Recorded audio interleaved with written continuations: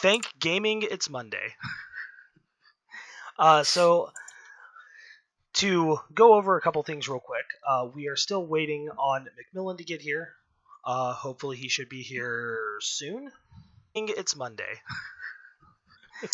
So to go over a couple things real quick, we are still waiting on Macmillan to get here. And everyone just got a playback because apparently I forgot to pause my stream. All right, so Veneer, how are you doing? I'm doing all right. How are you? I'm doing wonderfully. I am happy that I was able to get something put together for tonight. And I'm currently using push to talk so that you guys can understand me better, because it seems that works a lot better than just using my microphone. It's possible. Things are good. I have returned. Are we on an airship still? You guys are going to currently be on an airship, yes. Okay. Hell yeah. I think we had some sort of plan. You guys had some sort of plan, yes. So I'm going to go ahead and cover what's happened over the last couple weeks, because I think it's been 3 weeks since we had a live game, and boy, that's a long time. 2 weeks ago, I was sick, and last week there was a holiday, and we did a lot of talking to people that might be joining the stream. So I'll go ahead and let a couple people introduce themselves.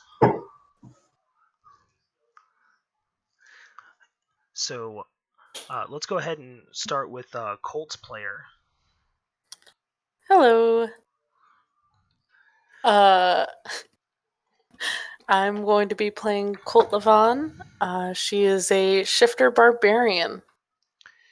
Then we also have the other new person joining is going to be Dobrin's player. Hi, I'm Dobrun's player. I play Dobrun. He is an elephant and he plays bagpipes with his trunk. Loxodon. Loxodon, yes. What's the difference? Well, elephants are, walk on 4 legs. Yeah. I mean, Loxodons can walk on 4 legs too if they really wanted to. There's a difference between can and have no option to do otherwise. I mean, if you really wanted to, you could make sure that a Loxodon... How would you even... You know what, never mind. I'm going to cease my talking now. Alright, so to make this super simple, the last time that we the last time that we played, we saw a character leave. That was Ignis, or Beulah. So when the last time that we played, we had a heartfelt goodbye for Beulah. Since then, we've also lost Jamie LaRue, whose character has also decided to stay at the library. So as the title of this episode would say, we are back to the beginning, basically. Our 2 characters that have stuck with us throughout the entire stream, Veneer and Macmillan, with a single friend still with them, unless you guys would like to consider Jasper as a friend. But you guys still have Tufty with you, and it is Tufty. What a trooper! It is Tufty, Veneer, and Macmillan on an airship, the Joker's Folly. Not quite as opulent of an airship as you guys started on. Boy, how things have changed. I suppose they have changed a bit. But yeah, so if you'd like, I wouldn't mind you going ahead and filling in the new players on everything that's been going on. Everything? Give him a. I know there's a lot. just give him a short overview of everything that's happened so far. So be it. Through one way or another, we came across some prophetic information, whether they were in the form of dreams or nightmares, whatever you want to call them. But we have come across some information about the reemergence of world-ending, I don't know how big these things are, multi-bus stacked size dragons. Actually, they're probably more like straight up kaiju at this point, like Godzilla level. Anyway, there are a couple of them. There's a mama and papa of the Right, chromatic dragon. sorry about the late. Welcome, helping with the recap. Yeah, doing some dishes. So Okay. Well, we need to clean up our own mess, as it were. So we were informed that there are these things that are waking up that will wreak havoc on all of civilization. Because why not? And we decided to find more information as to how we might be able to stop this. So we visited a very relatively difficult to get to floating library up in the sky, as that's where things float.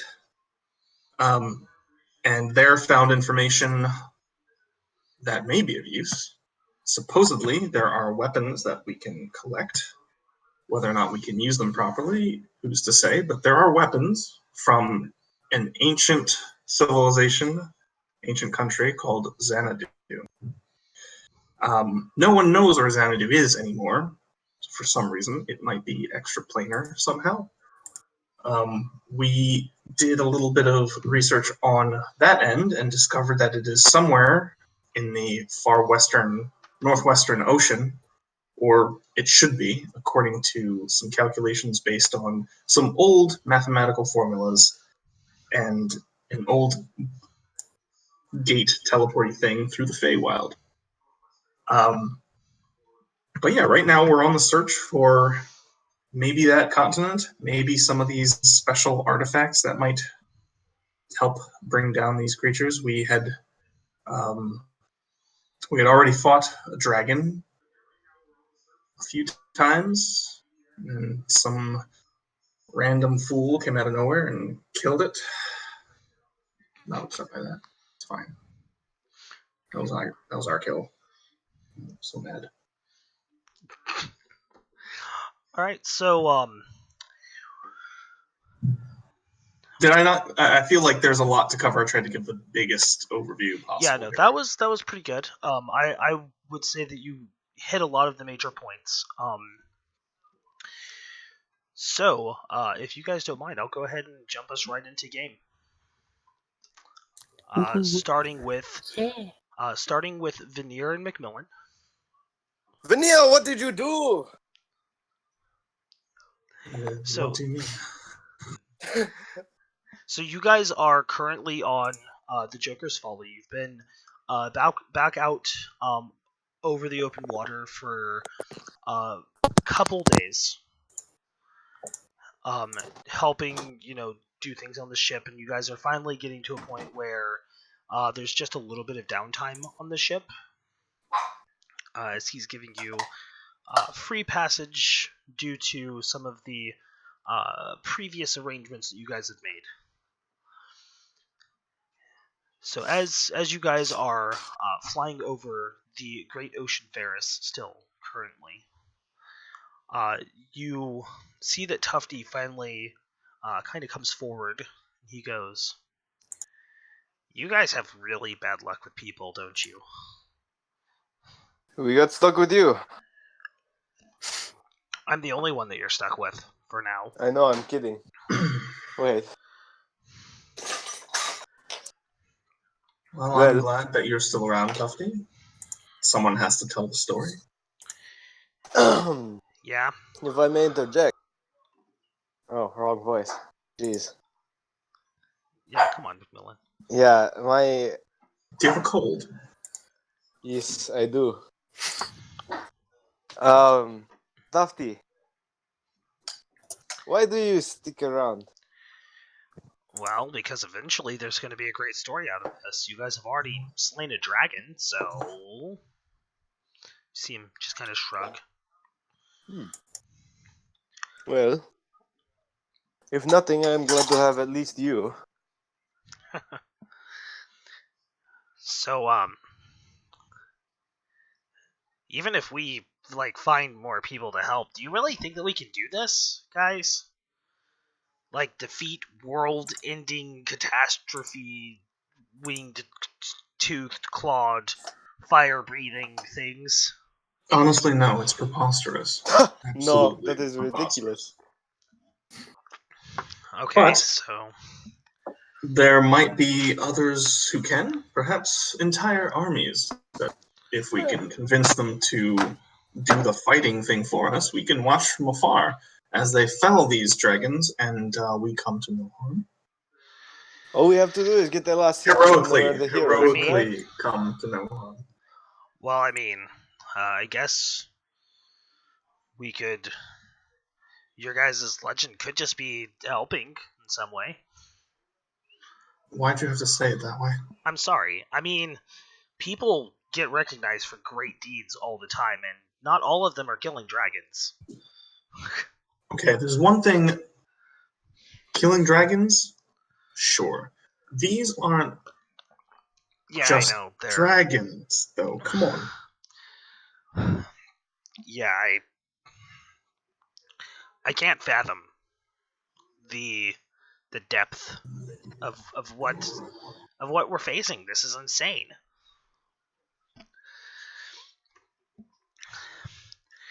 Yeah.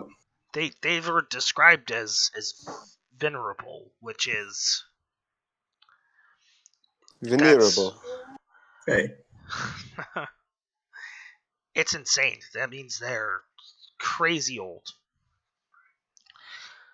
enough that someone like me, I've trained in classical history. I have no idea beyond the names of these things that we've learned thus far. They have well, if to... they're truly the progenitors of all the chromatic dragons, then I would imagine they would have to be old. Arguably, the oldest, So because that's how that works. I would like to see this Xanadu place. It sounds pretty awesome. If they are as advanced as supposedly they sound in these books, who's to say what they've come up with by this point? If, of course, they weren't all completely eradicated many, many years ago. As these things seem to go. I mean, there are plenty of dead empires. You can see their ruins all over the place. It's just searching for them. Well, except apparently Xanadu, which seems to have entirely disappeared. Yeah, I'm kind of curious on that. I want to see how it's hiding. Could be something like the library, but that would mean that somebody's piloting it. Or it could be... A continent-sized island that no one has noticed? I can't say I believe that. Yeah, I kind of agree. What if it is invisible? That's fairly possible. Even then, some interaction would happen. But if they were completely on another plane, like out of phase, that I could possibly believe. Yeah, I think I agree with... I mean, both arguments are plausible, but... Veneer, I mean, yours seems to be a little bit more well-seated. We'll just have to wait and see, I guess, if we find it at all.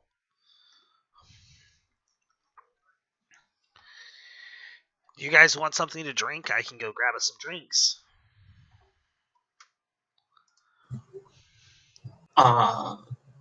Sure. Anything is fine. I'm already got the cup. Okay. See him kind of go off and start getting you guys drinks, and as the two of you sit in silence for a moment, you begin to look out over the open water. as that we are really high above. yeah. As you Hey, guys are really Vanilla. high above. Do you remember, like, that one time on that one other ship, way back when? When we first met, Yeah. Do you I remember recall. how grumpy you were? I recall. Oh, stay away, old man. What do you want? Remember that? I recall. Hey, guess what? What? You just talked to one whole crew, one small strange lizard man, the same old man, and then like a bunch of other people with being less grumpy. Now where are you? In a better or worse place?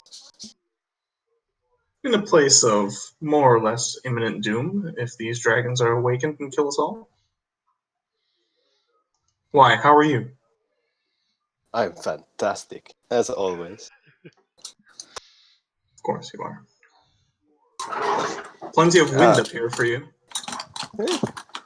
I prefer my own wind. Ah. Oh. Just take one long drag of tea. As you see, he begins sipping on his tea out of his little cup. Veneer, even with the wind, the smell of the salt and the just general surroundings, you hear a very familiar sound in the distance. But not just one set. As you turn and you look down, you can see below you dragons flying just above the water, heading northward. Dragons of several different chromatic colors. You guys are currently heading northwest. And this is a whole group of dragons? How many dragons are we talking about? You can see that there are anywhere from just your perspective, you can see that there's anywhere between like 10 and 15 dragons spread out across the sky. So it's like a flock. Yeah, and they're not just one chromatic color, they're just a multitude of chromatic colors just kind of flying to the north. Well, that certainly seems illegal. And as you notice this and you watch them not paying much mind to you, you start to try and kind of scour the rest of the sky to see if you see anything interesting. And as you look off to the east of you, you see something clear a cloud bank. A large, familiar red figure flying parallel with your ship. What? It's in the distance, but you can see it, and the coloration is very familiar. A large, very, very large red figure with a large horned crest flies parallel with your ship. And after you watch him for a few minutes as he enters another cloud bank and then veers off towards the north. Scourge is dead, though. Who? What? That would be your initial thought, is that it looks like Scourge. We got pretty close to Scourge. Saw him on multiple occasions. I feel like I'd be able to recognize his dragon face. At this distance, from what you can see, it appears to be Scourge. Were there any wounds similar to the eye gouging that he received from Macmillan? From what you can see, it actually looks like he's been fully healed. Shenanigans. Though there is something weird to you, which is that he also seems bigger. even at this distance, you just watching him and seeing his movements and the silhouette of his body, he seems much larger than he was before.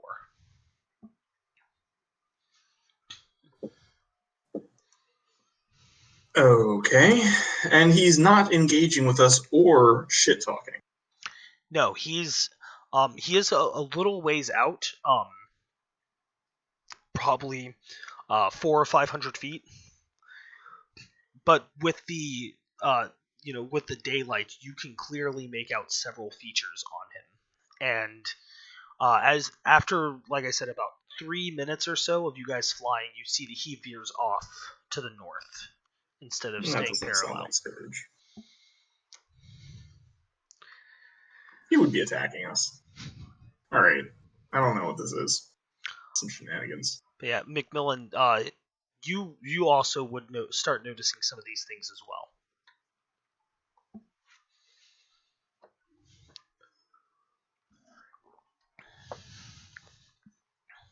He's drinking his tea.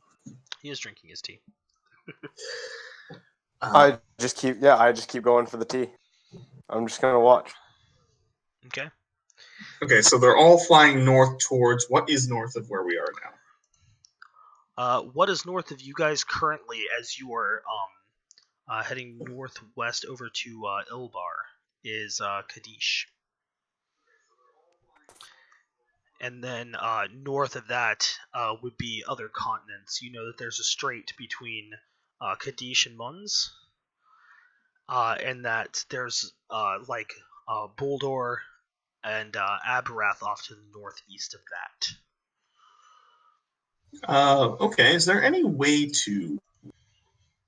Tomfoolery. Okay, hello? I could send a sending to someone at Alphengard, probably. Our lovely contact, Yeah. Evergarden, and be like, hey, dragons spotted. Like, 12.5 of them. Bad. Going north from... Yeah, I'm going to go ahead and do a sending to someone who might be able to do something about it. Okay, so you send out a message to Lady Everesta Evergarden. Yeah, just a quick. Hey, FYI, there are way too many fucking chromatic dragons going north from this and this place. Yeah, towards Kadesh, like you said, and Port Kadesh and all that sort of. Yeah. Right. So as you you send out your message, there are way too many fucking chromatic dragons heading north, and kind of give her your location. We're in Great Ocean Ferris, blah blah blah. Sea dragons heading towards Port Kadesh, and she And I give her. I try to include some colors. I don't know, like a number and then a color. If okay. there's room for that, so. Yeah, sure. I'll say that you could probably fit all of those in 25 words.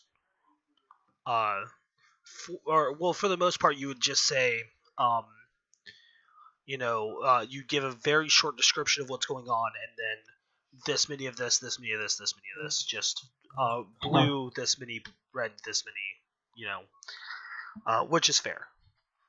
And you actually get a response back, which isn't completely normal for her. Because as you know, she's kind of given you either really short answers in the past or Left on red. Yeah, just nothing, and then she shows up. But she actually does send you a message back this time, as she that sounds like an emergency. Please meet me in Alphengard. Oh well, I think that's kind of where we're going, isn't it? Yeah, that's directly on the road. According to Jasper, and he said he needed to stop there anyway. How Yeah. fortuitous! As he kind of you can let Jasper know that if you'd like.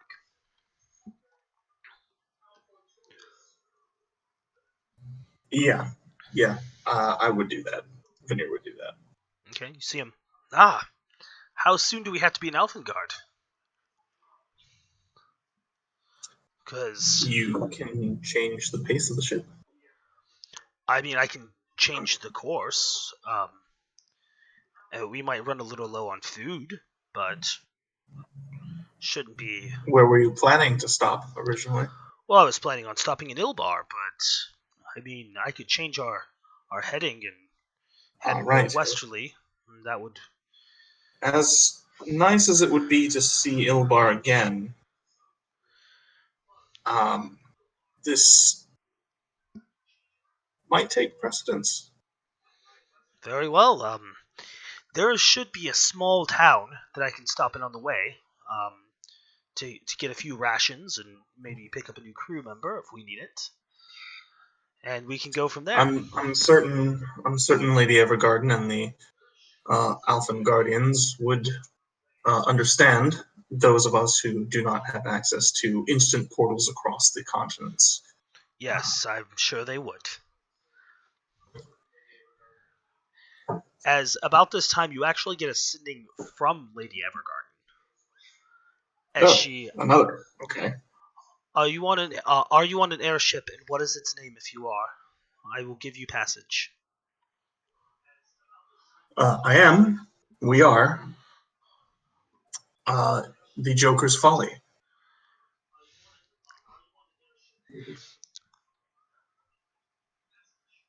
You waiting for her to kind of send a response. You get this weird moment of just like cold silence. And then just to reply back, she goes, "Yeah, sure, okay." And you can hear that she does not sound super thrilled about this. Okay, well, it's not like there are a lot of airships going around, all right, lady? Well, I mean, there's a lot of transport airships and like cargo airships, but most of them are military use or pirates. And very few are ferrymen.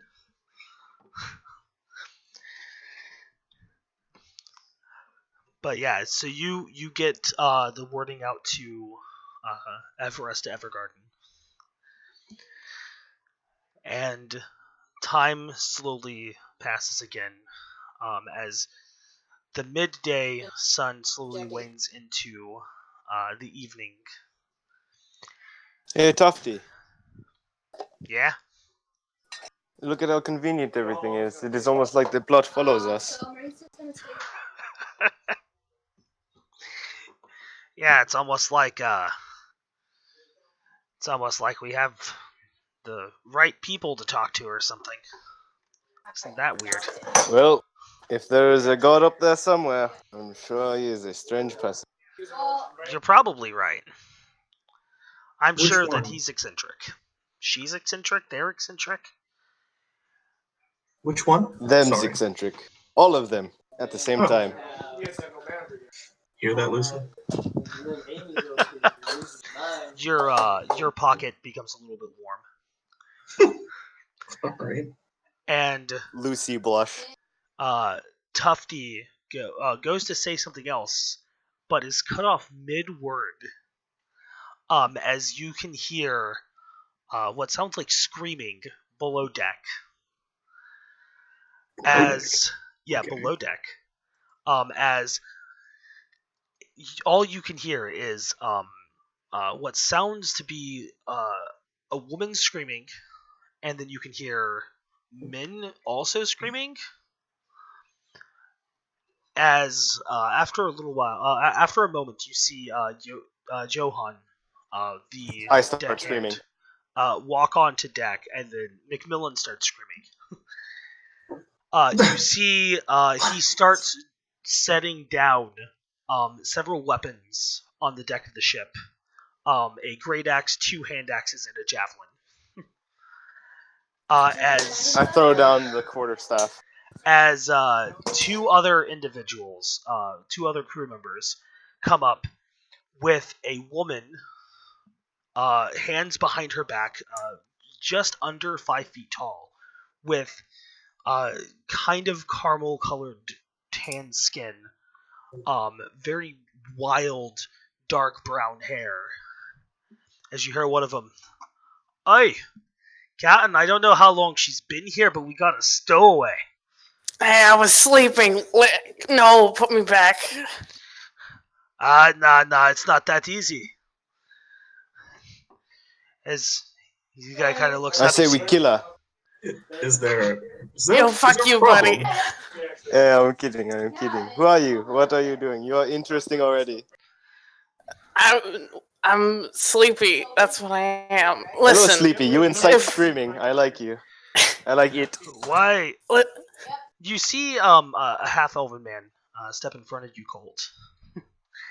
As he takes off his straw hat, and you see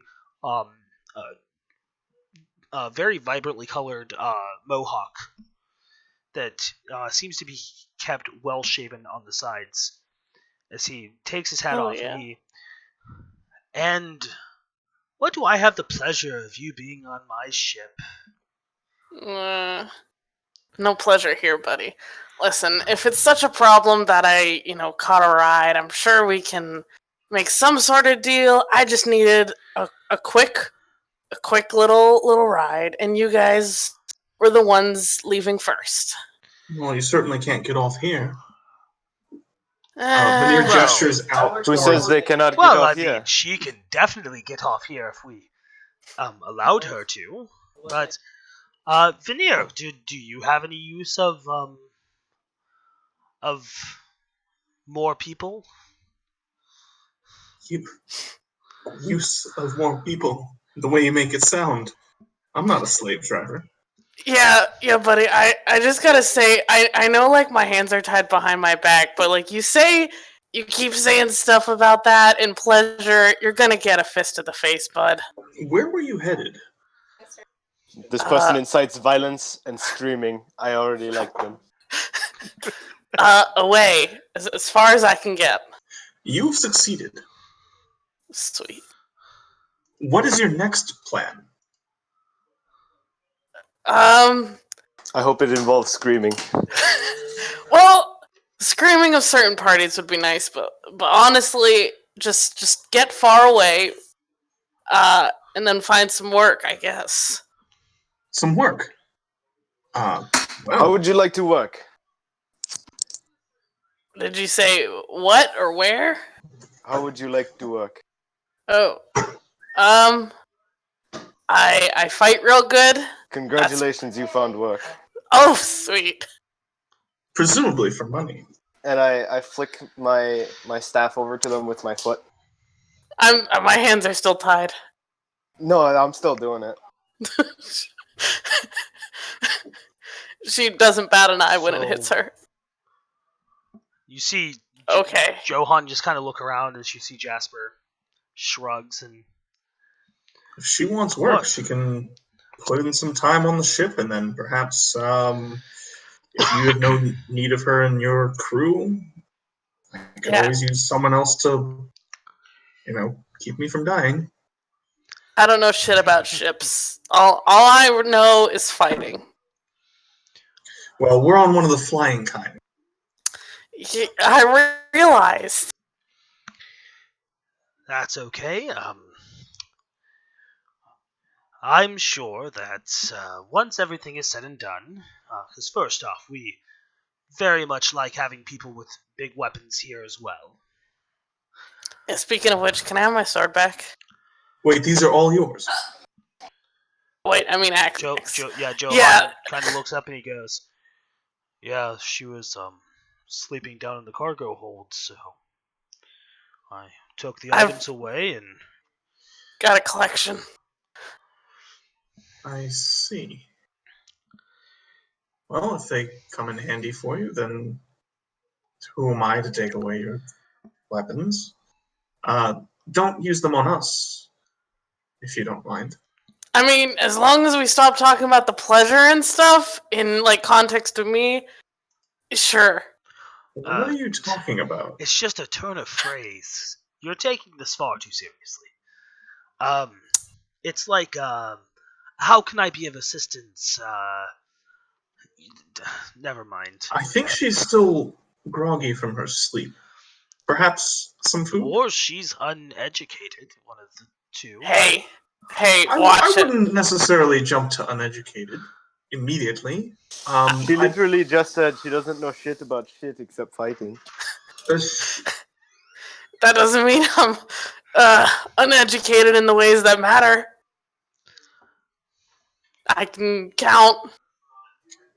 Count And to she's 3. speaking to us, and she hasn't bitten anyone. Wait, we might be doing all right. Hey, I bit people at like the first 3 days within the time we met. Okay. And you know how I feel about you. Okay? I know you Okay. love me. So Okay, that one's chill. so It's actually you say pretty you true. know good about fighting, yes? Yeah. How strong is your footing?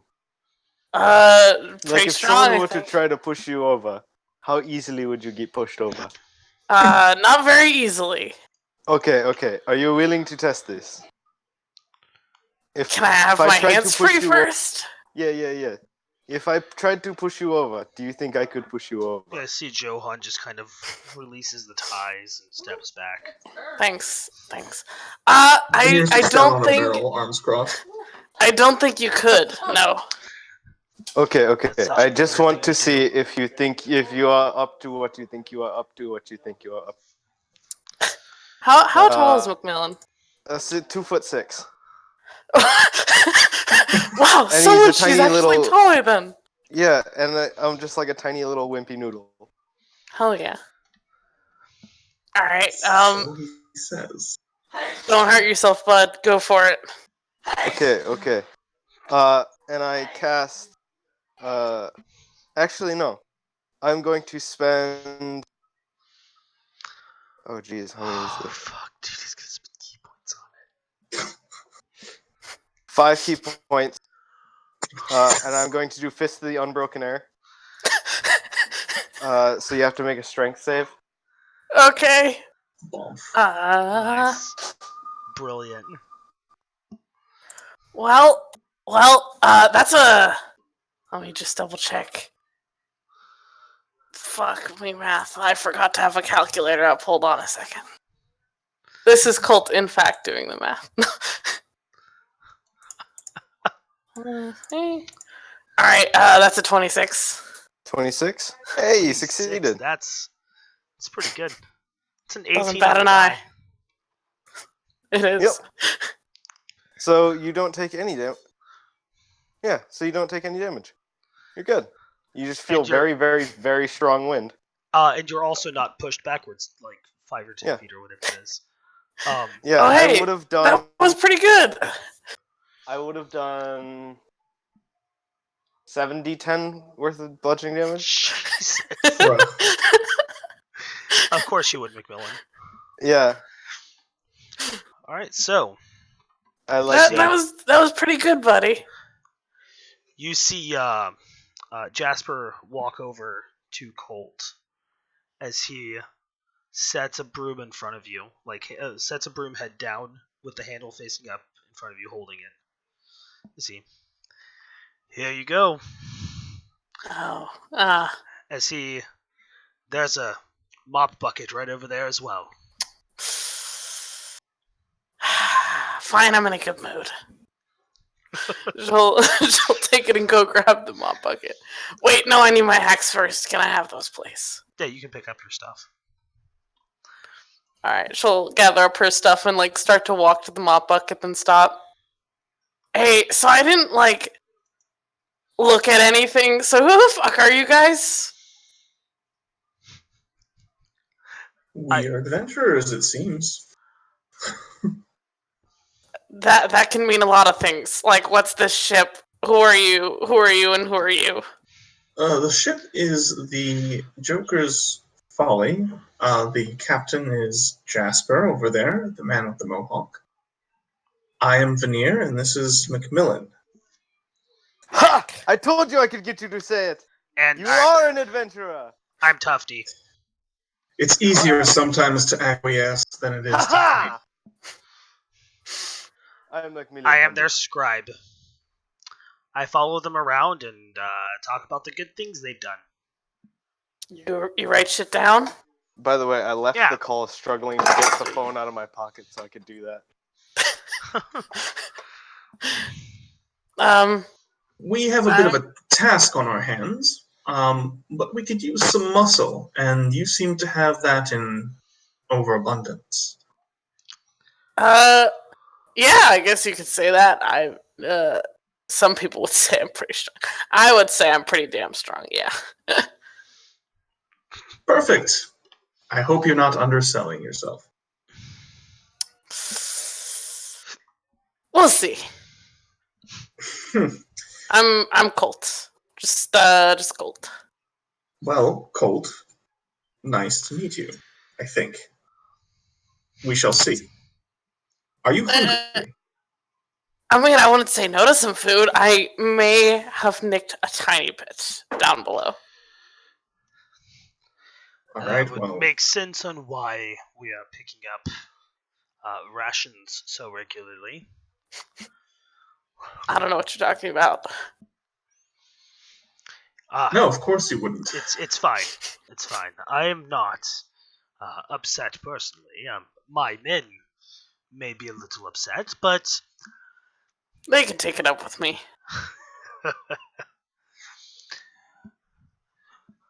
so, seeing as we are changing course and going to Althengard with all haste, I suppose a small fishing village would probably be the best option to land. Something right on the coast that we can just stop in real quick and hop back to Althengard. I might be able to cut our trip from 3 weeks to Althengard down to maybe a week and 5 days. Well, it's not like our In this presence there direction. is going to change anything, so don't rush too hard. Well, it's one of those things. If you need to get there, you need to get there. But I think we can make it in 2 weeks with one stop. Without pushing too hard. That sounds agreeable. A fishing village, you say? Where would you set the ship down? Do you not need to moor it somehow? Well, I could just land it in the water. Oh. That would be why there's still a mast. Your ship does two things. Yes. Right, I suppose it was in the water when we first found it. Huh. He just kind of laughs. You see him. Yeah, it wouldn't be much of an issue.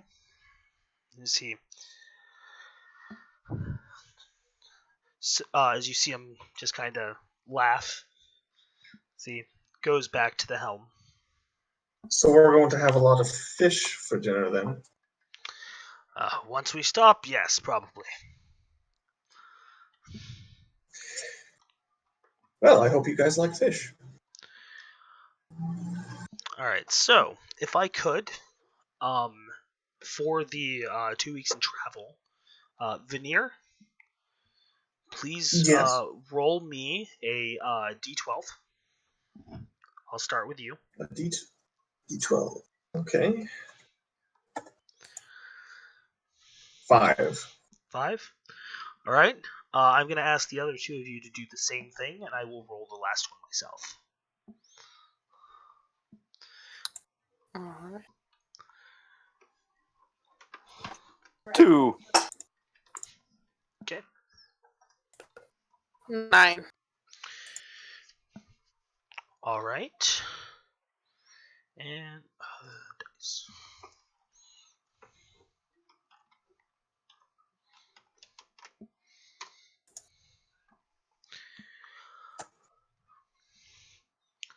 Alright, so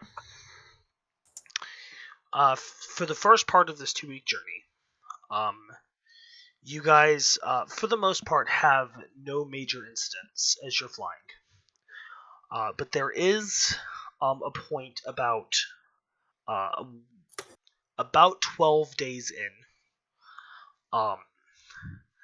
where as you guys are flying, you see Jasper is just kind of looks down over to the deck, and he goes, "I think we're gonna hit a storm. It doesn't look like it's too bad though. I should be able to make it through."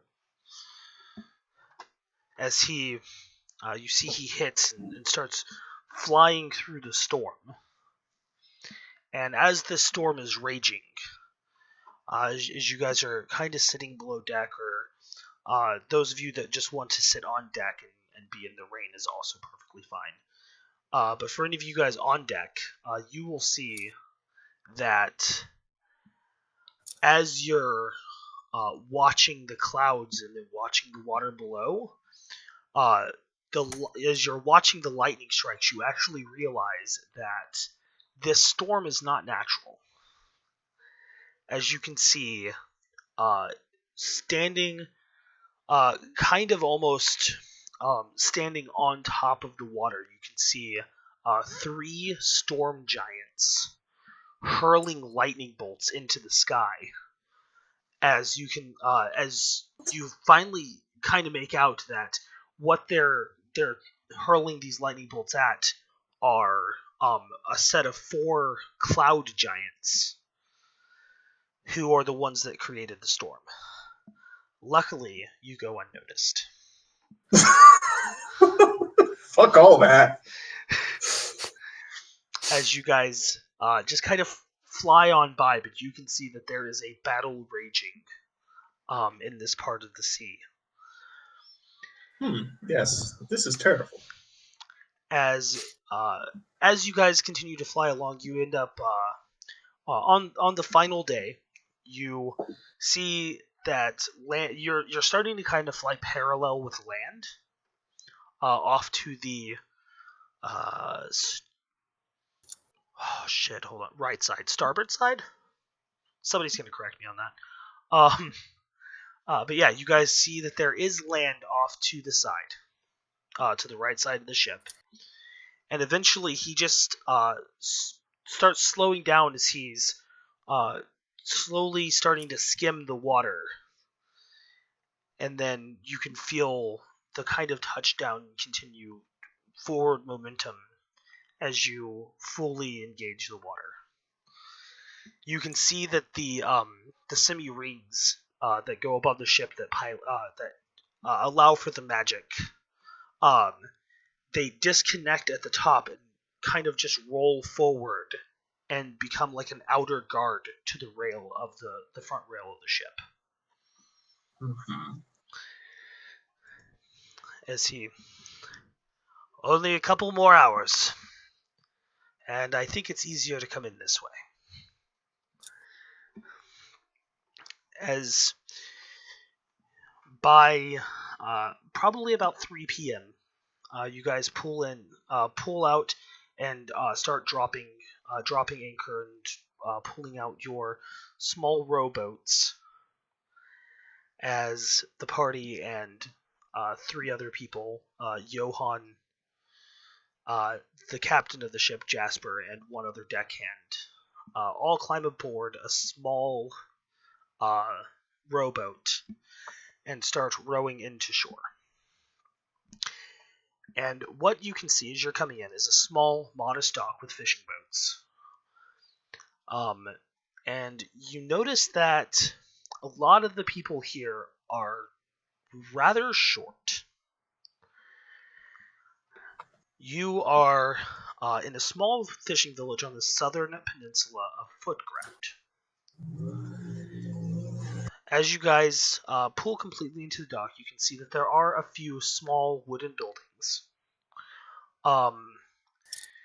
They do have normal-sized doors, normal-sized buildings, but most of them are one story. You can see that there is a 2-room inn and tavern, where the one room is the tavern room, and then the other side is a small room with beds, like a shared 8 to 10 bedroom where you just have a communal sleeping It's like a barrack, area. like a hostel. Yeah, it's kind of like a hostel. I don't think barrack would be the right word because that would very strictly denote military. I see. But this is very specifically for use of travelers and the odd traveler that may come through, or the people that live outside in the surrounding area, like any kind of rangers or barbarians that live in the surrounding hills, to come in with their wares such as pelts and things like that. Mm-hmm. You can see that many of the homes are built into the side of hills with large round doors, and the entirety of most of the entirety of the people that live here are halflings. As they kind of give you guys weird looks as you're passing by. Not used to, people that look as eccentric as you guys coming through. And as you make your way into this small tavern called the Thief and Cup, you see a small halfling woman, middle-aged, standing behind the bar. Another halfling man standing at the stovetop where they would cook. And as you're you can hear that there's music playing as you walk in. A weird instrument. And as you guys kind of turn, you're all taken aback and kind of struck by the thing that is playing this instrument. As you can see, a creature, probably 7 feet or greater, sitting in a corner, just kind of, playing his instrument and having a good time. As you see a creature that you can only describe as a bipedal elephant, playing a set of bagpipes. Bagpipes, you say? Yes, playing bagpipes with their trunk.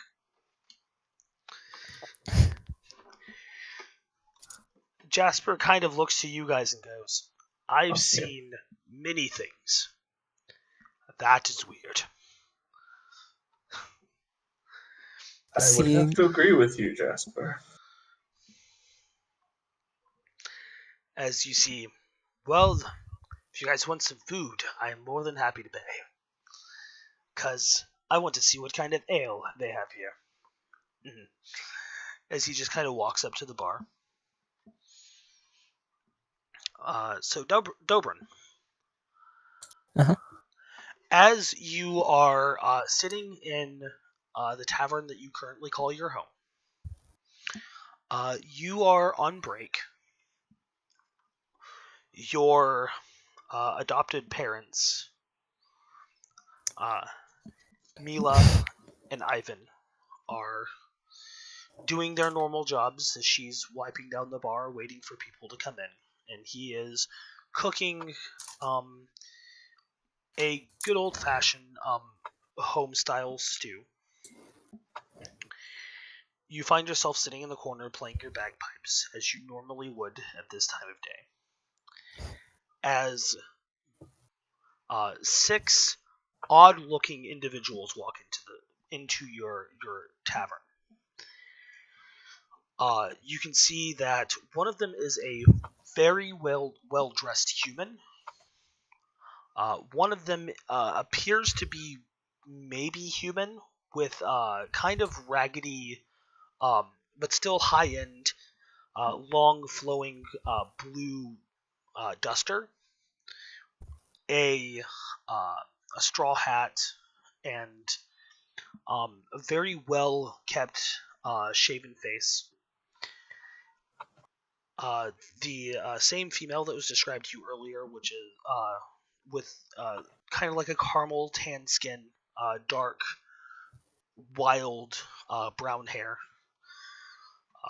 quite a bit shorter than you. A very obviously a gnome. You know because of the subtle differences between gnomes and halflings are pretty easy to tell whenever you've lived with halflings for a while. And then you can see that there are two other humans. One dressed in kind of this odd scale mail, with a shaven head, tattoos, and a piercing on his right cheek. And then a larger human wearing basic tunic, what appears to be maybe studded leather underneath, carrying a broadsword on his side. All right, I think. And Uh, a small lizard person. okay. A kobold. Ooh, a kobold. Okay. I think at this point, Dobrin would just eye them. Just I am like eye them. I'm trying to make contact with this Loxodon. Okay. He's busy playing. Leave him alone, Macmillan. Yes. But Veneer, you understand. You've been with me long enough to know. Veneer, this person intrigues me. You've been with me long enough to know that I will try to stop and will most likely fail. Yes, Veneer. You do not understand and you never have. You never will. Veneer, this person intrigues me. No, I heard you the first time. And I still say, leave the poor man alone. And I'm He's already walking playing. towards him. Oh, Okay. Seeing this happening, I will slowly lower the volume of the bagpipes through my trunk. And as he approaches until he's there, just kind of gonna waiting for him to make the first move, I guess. I sit there and I wait for him to make the first move. So you I guys sit just there. kind of stare at each other. I stare at him aggressively and wait for. Yeah, I take out my flute. are you And I still stare playing? at him aggressively. I'm not still playing. I have stopped. But now that he is playing my flute, I will Oh. begin to play again. No! I begin to play as well. Well, we had a Okay. nice little reprieve there for just a moment. It's fine. We're gonna have a fucking rat battle, but with our flute and bagpipes. See Tufty kind of watching. See. Just gonna turn off my ears real quick. Colt pulls up a chair, sits in it backwards to listen in. Okay. Oh, you like this music, do you? I think like is a strong word. I would say intrigued. Intrigued is fair. You may continue to be intrigued. I will go get that ale with Jasper. Oh gee, thanks for the permission. Would you like some ale? More of a tequila type. Of course you are. I'm not sure they have that here, but I can ask. Whatever they have that's strongest. Sure thing. Thanks. Okay, so as you Veneer, you walk over to the bar. As you can see, Jasper and his men are just kind of sitting there, looking around. See, waiting for their food and drink. You see them. Coming to get some fine ale, Veneer. I don't think I've seen you drink in the entire time I've known you. Are you sure about that? He Curious. just kind of shrugs. You see him. I mean, most of the time I was drunk, so how would I know? That sounds about right. Let's see what they have here on tap. Whatever is strongest, supposedly, our new friend Colt would like. Veneer takes off his hat, puts it down on the bar, or I guess if the bar is dirty, then he'll hang it off his belt. Puts his elbows onto the bar, and then puts his face into his hands, and just sort of rubs for a bit. Everything all right, friend? Yes. No. It's fine. Being on that flying ship for a while can be a little disorienting. Also, it's a Well, seems only Macmillan likes to stick around. So perhaps some ale would be overdue. See him kind of nod as he. Well, I guess at this point, there's a couple things that you can hope for. To live long enough to gain the power to see yourself become a villain, or or die before you become a hero. I'm See, two not options. certain those are quite. I'm not sure that's quite the phrase you're. Never mind. I'm Have pretty you been sure here you're before, probably Jasper? right. Here in particular, it's been a long time, but yes, back in the days where we used to troll fishing boats and hold them up for guppies. All right then. Well, let's see what they have in stock, on tap, or whatever it is, in the barrel. Let's see. So you order a couple of whatever's strongest. Yeah, and I will bring one to that cult person. That Thank cult you. person. Uh, That is a By- total veneer thing to say. Sorry, go ahead. That was a total veneer thing to say. So yeah. By the way, as a wild hunt, Colts, I assume over the past 2 weeks would have learned and filed away the smells of her companions, because who knows when that may be useful. Can I ask what veneer smells like? That's a really good question. Probably something like. You might mistake it sometimes for blood, perhaps, but it's not. It would be like a coppery scent. Mm-hmm. There would be the leathers of what he's wearing. There would be the. I guess there might be some sandalwood in there, because he does periodically. He uses prestidigitation to make himself both clean and smell nice. So you might be getting the occasional something of that, like sandalwood sort, like woody or leathery, maybe a little bit of smoky. Not that you've seen him smoke. Hell yeah, file that away.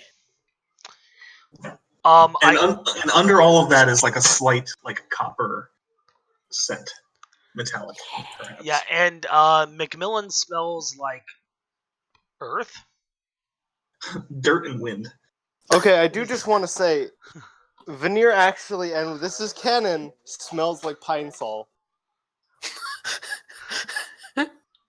This is 100% canon. You have confirmed it. There might be a bit of lemon in there. Yeah. You're right. Yeah. Yeah. Okay. That is So the sandalwood has a bit of citrus in it. Fine. He smells like pine sol. Okay. But like diluted pine. Chill, man. Back off. Yeah. Not like right out of the bottle, but the. No. But when you pine put sol it's is not still like there. Like that smell not you get burn when you your put a nostrils splish in pine a sol. gallon. Even that's kind of strong. Uh, Lemon tea and sandalwood. There you go. Yeah, lemon tea and sandalwood. Yeah. You're welcome. And Tufty smells a lot like the most predominant smell on Tufty is ink. He does a lot of scribing. He has a very inky smell. He smells a lot like parchment. A lot like leather. A little bit of a musk about him. But beyond that, he smells like what you would expect a scribe to smell like. Mm-hmm. All right.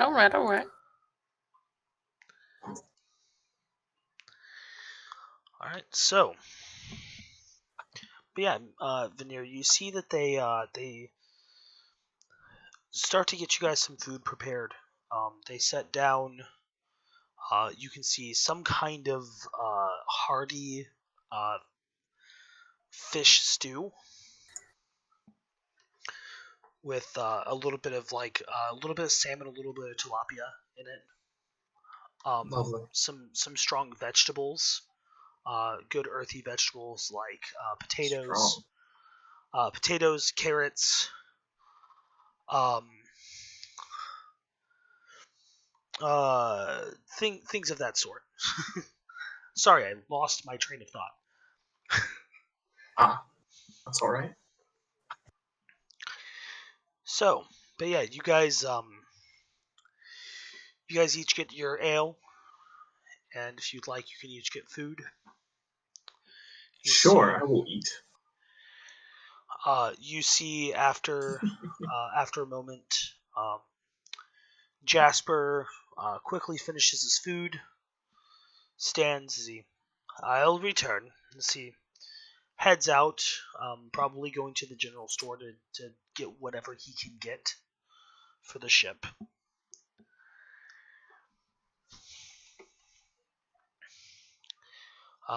If you would like, you can go ahead and talk amongst yourselves.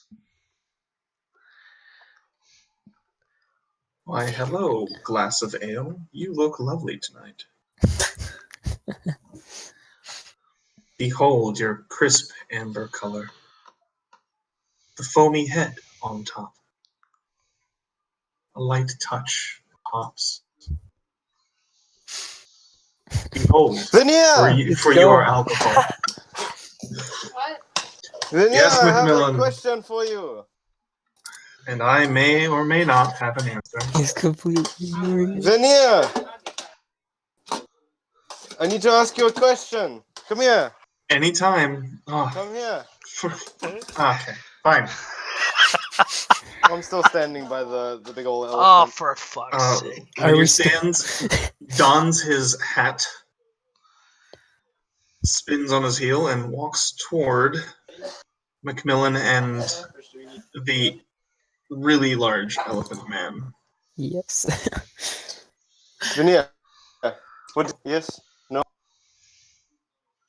Excuse me, could you be a little bit more... You know and I do like a little toot toot on the flute. A little toot toot on the bagpipe. You're gonna have to say what you mean, Macmillan. I don't follow your doot on the flute thing. Oh, and here you are being the smart one. The song, the play. You song? want to play with him. You want to No, play no, with no, no, him no. for... I did already. How was it? Oh, it was satisfactory. That means we did good. Yeah, that's good to hear. Yes, yes. You So, You see Veneer take his hand and sort of like dab around his ears, like from either side, and then he looks at his hand. It would seem that I am not bleeding from my ears, so perhaps it was okay. Aha! That means it was good. That's good to hear. So, I have a question for you, Mister. I do not know who you are. That would be Dobran. Hello, Mister Dobran. I have a question for you. Go ahead. Allahu Akbar. Oh no. Would you like to follow? Would you like to play? Would you like to sing and explore things that you could not explore outside of the things that are here? Well, not really sure. No. The answer is yes. What kind of things are you? Everything. Everything's. Can you tell me exactly what everything? All the things. From rocks to trees to leaves to dragons to even water. Wait, hold up. What? Dragons. Yes. I'm coming with. I like it. I reach up my hand as far up as I can for a high five. I Which is kneel like- down and give him a good high five. Like hand height is like 3 feet. Yeah, I definitely have to kneel down and give him. Good thing Actually, you're on a You stool. get down on one knee. And I propose. Just give him a high five. Yeah. Okay. I go for it, and I say, you remind me a lot of my father, though younger and with less wrinkles, and you play bagpipes. Oh, He's an elephant man. wasn't Yes. your grandfather was also a Loxodon, wasn't Yes, my grandfather that was is true. a Loxodon as well. I see. Kind of. So you are in good spirits. Very good. Is there anything I should know before? I am Macmillan Tumblefoot. This is Venia Cranky Pants, the last name, and that is our other friend, Angry Axe Lady. Sleepy. Actually. Her name look is over. Sleepy. You look over to see Colt just slam back her whole drink and start to walk over. That is Sleepy. Can't say I dislike her. As of yet. I'm I gonna like that. walk up. Hello, Sleepy. As they call you. See, I'm too interested in you to be like offended by that. So from you, I'll take it. Mac, you say that again. We might have to test those fists out again. What? Oh, so tell me, are you strong? Do you think you are I'm strong? I'm pretty strong. No, not you. I already punched you. Oh, okay. We're doing He this. already punched you. Well, So do you think you are strong? Do you think you are dexterous? Do you think you are wise? Hmm. I'm pretty wise. I'm pretty strong. I'm pretty dexterous. I mean, look at me. I'm pretty big, so I can't say I'm extremely dexterous. How the fucking is that a word? I don't know. Dexterous. I'm sure that's not how you say it. The word is So- dexterous. Don't It worry. is about okay it. being dexterous. Thank you. Dexterous. Yes, So, I do. as- So know what how to is your pronounce what it. is your strength? I'm pretty. As this Well- is going on, you see Tufty sitting in a chair, just kind of sigh as he moves his food across the table and then holds onto his chair. Well, I'm resilient. I'm pretty resilient, and I have a good smile, and I smile, and it's good. All right. I look at him and I say, okay. So you have a good smile. I do enjoy your smile. So that is it. And I stand up on the table and I give him a thumbs up and I sit back down on the table still. And I just continue drinking tea in a crisscross applesauce. Very cool. Okay, I will. I'll go pack my things now. Okay. And such, and I will go off. Tell Man, Mila Macmillan, and you Ivan. are a fucking weird person. Hey, he said he had a nice smile. He does. I have a very nice smile. It is quite charming. There's certainly a lot of it. Oh wait. You said you are resilient, yes? I'm sorry. Yes. Oh, okay. Check this out. And I slap him in the back of the calf. And I use stunning That's as strike. high as you can reach. Yes, I knew it. That's Constitution saving throw. Yeah. Perfect. Maybe not as perfect as I thought. Should I use the dice spot for that? Yeah, you Sure. can. Though, is that a question mark for Evray? Avrai, yeah, is a question mark, and dice parser is a Exclamation point. exclamation mark. Yeah. That did not seem to work. Oh no. Oh, there we go. 11. I'm assuming it's higher than 11. So, Yeah, no, it's 16. oof. Dobron dies. You find. What are you doing? I believe that stuns the target for 1 minute. So, A minute. No, it's until the end of my turn. Oh, until the end. I was gonna say that's insane. Yeah. Sorry, wrong thing. I got it messed up. It's fine. These things happen at times. So yeah, you find yourself stunned for 6 seconds. Your body just kind of tenses up, and then after a little bit of time, you're able to just kind of walk normally. What the fuck was that? I don't It's think how I really. he says hello. No, don't worry. It was you did good. You did better than most people do. I'm not so See, sure look, about that. and I go over to Jasper and I slap him on the back of the calf and But I stunning Jasper isn't strike him. currently there. Oh fuck, who is there? Johan and another crew member is there. All right, I go to Johan and Okay. I slap him in the calf and I'm like, look, and I stunning strike. God, what? He also fails. Yeah. So you see, You're just. after Jeez. after a moment of being, you hitting him and being stunned, you see he kind of just turns around, looks down at you, Macmillisian. Please don't do that again. No, don't worry. It was just to prove a point. Right. And I look at the elephant man and say, see, look, no, go, pack your stuff. We have much to do. I'm not sure if I want to pack my stuff anymore. If this is the way you go around doing things, No. It was just to prove a point. It's okay. just to prove a point. Just you Yes. go around hitting people just to prove a point. I told you, Macmillan, that's not how you make friends. I tried my best. Well, here, Your as a best is sign very shitty. of good faith, I take out a nice large shiny rock, and I Okay. say, here, Just accept it. from one friend to another. It's You one can of the keep rainbow your rocks.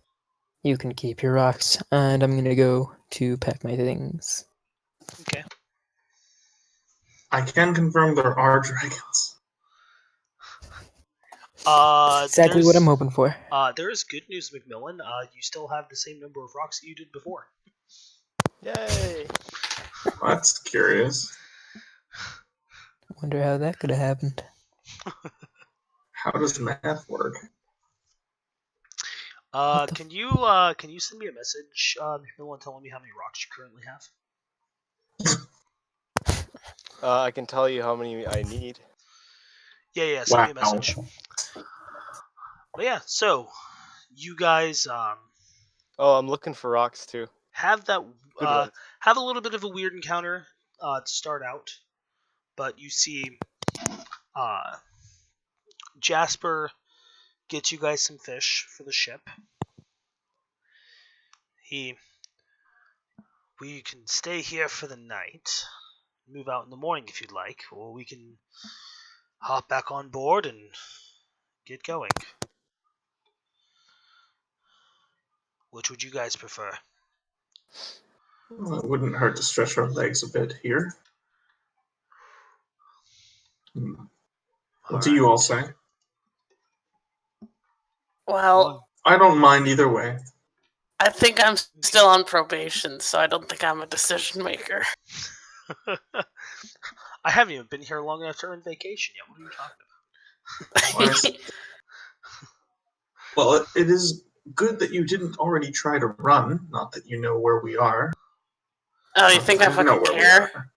Well, I suppose if you're at home in the woods, then it shouldn't matter which woods. Maybe. Exactly. If you guys are ready for But the our woods break, are so dirty. are you guys ready to But- take a break? Look at me. If I must. Well, I'm just letting you guys know. It's about 9:20. If you guys want to take a break, grab some more water, use the bathroom, do whatever, we can do that real quick. Oh, And- sure. Yeah. All right. Okay. All right. I'll be right back. I'll BRB as well. I will be right here. BRH. Good old Sparky. Oh shit, I'm the only one in here. Hey guys, what's going on? I can't read what you're saying because I haven't opened Twitch chat yet. Oh boy, we have 3 watchers.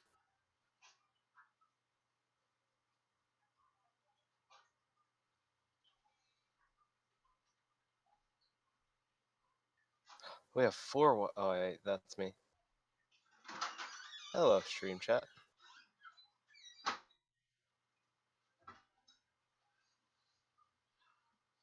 So,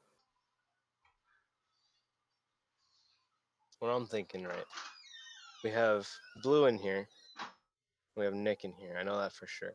We have me in here, so that's already 3 of the 4 people. Now I'm wondering who the 4th person is. And if I know them or not.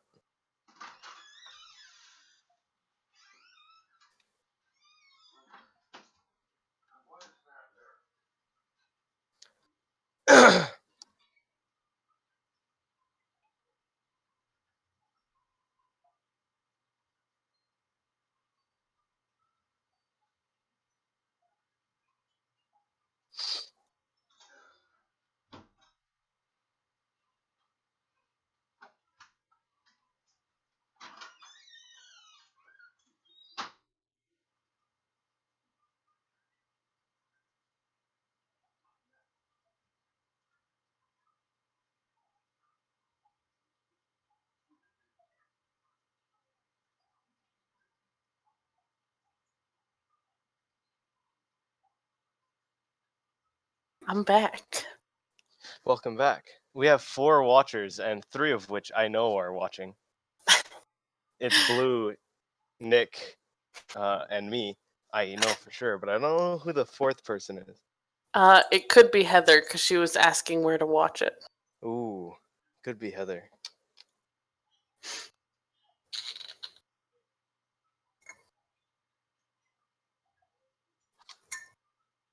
It's pretty crazy. I dig it.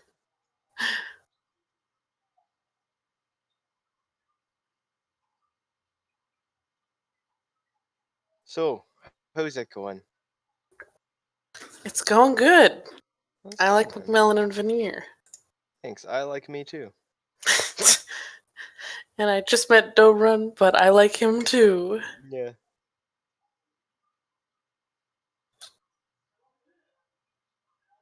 Hello. Hello. Hi, Sparky. Hey, how are you liking the game thus far? Pretty neato mosquito. Yeah, that's good. Just keep in mind that everything you know, everything you do is on camera.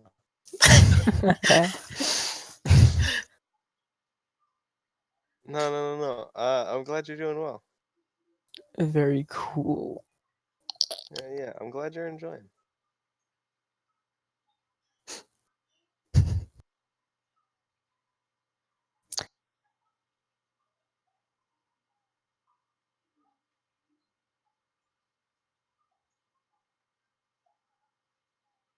Oh, that's a D&D Beyond interactive overlay. Very cool. So, Sparky, what do you think of the stream thus far? The peoples. Pretty nice peoples. Yeah. I have met you all before, but you are still very nice peoples. Oh, hey, thanks. What do you think of Oh, the character? thanks. Very nice characters. Oh, really?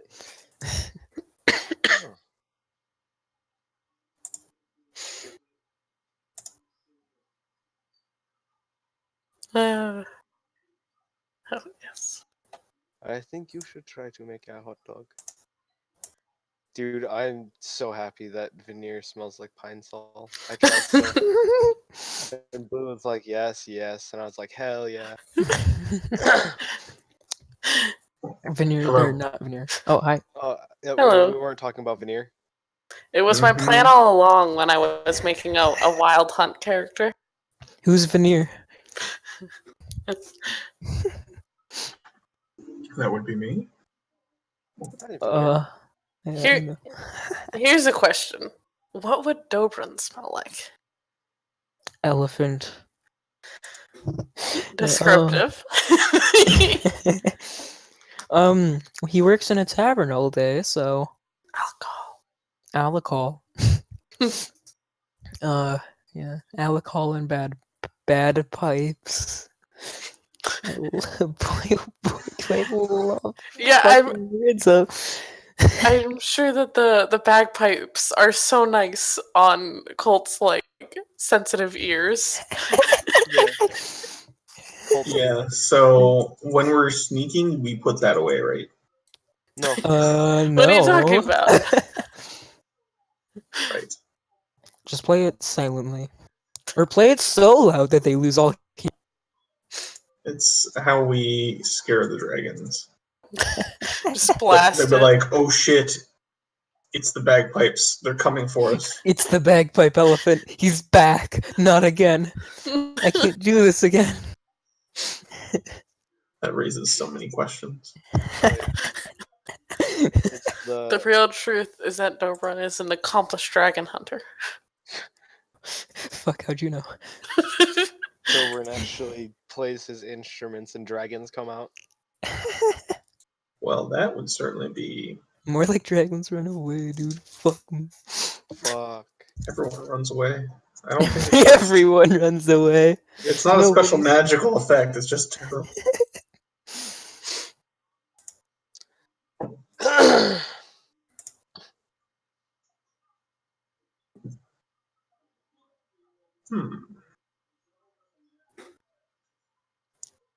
Thankfully, me being sick helps make Colt's voice even rougher.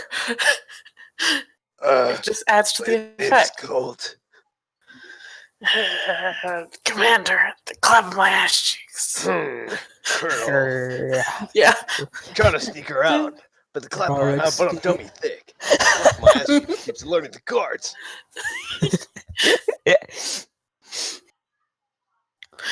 Wonderful. Otacon. Otacon, is it true? Is Pete starred in the balls?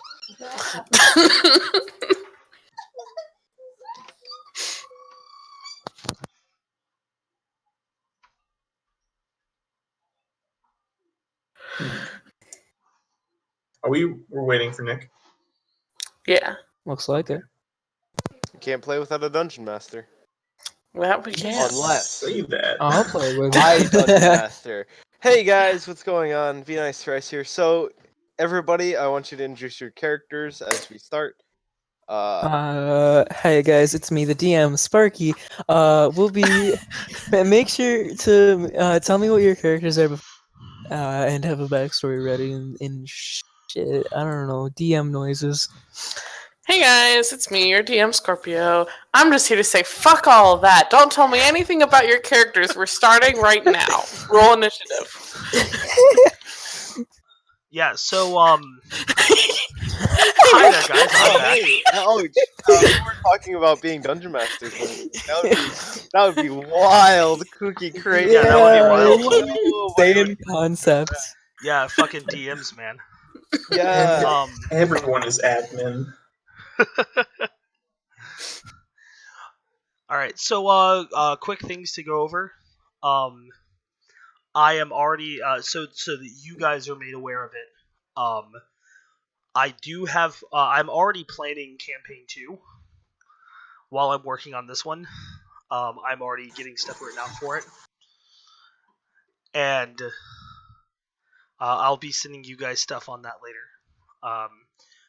I may be talking to people and making some staff changes for the actual players, because I think that campaign 2 is going to be kind of a high experience, like deadly campaign kind of. This one was a little bit more grand fantasy, so I love having my characters murdered. Also murdered. Yeah, both Also of those murdered. things, apparently. Yeah. Yeah, why not both? yeah, Exactly. if you guys are ready to continue, we can go ahead and get started. Yeah, sure thing. Sure. Yeah. Okay. I love So, having mortars. you guys all lay down for the night, except for one of you. As Don't worry about it. Veneer, you can hear from the other room a slightly loud snoring. Is it like a trumpeting? It's like bagpipes. You can hear obviously Macmillan noises.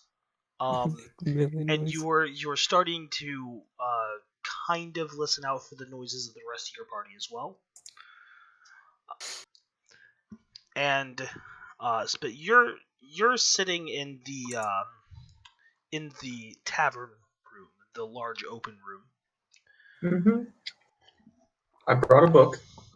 And as you're kind of looking out into the strait, or the bay, I should say,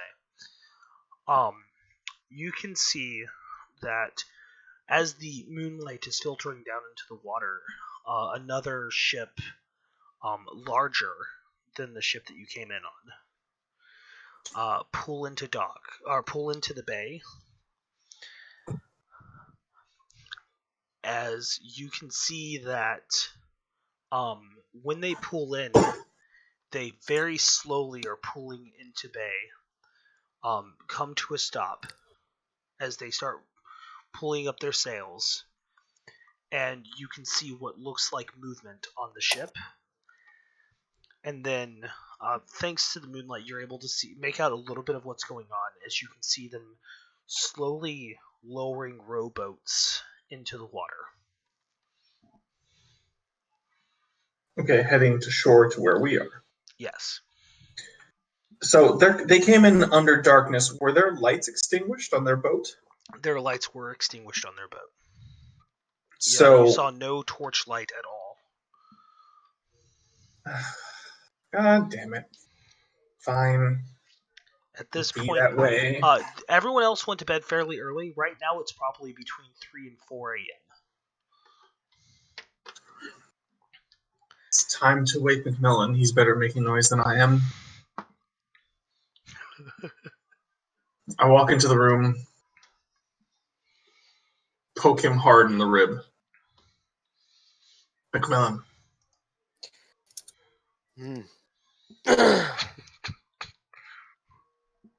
What would you say to investigating the people who are coming ashore in the middle of the night under the cover of darkness?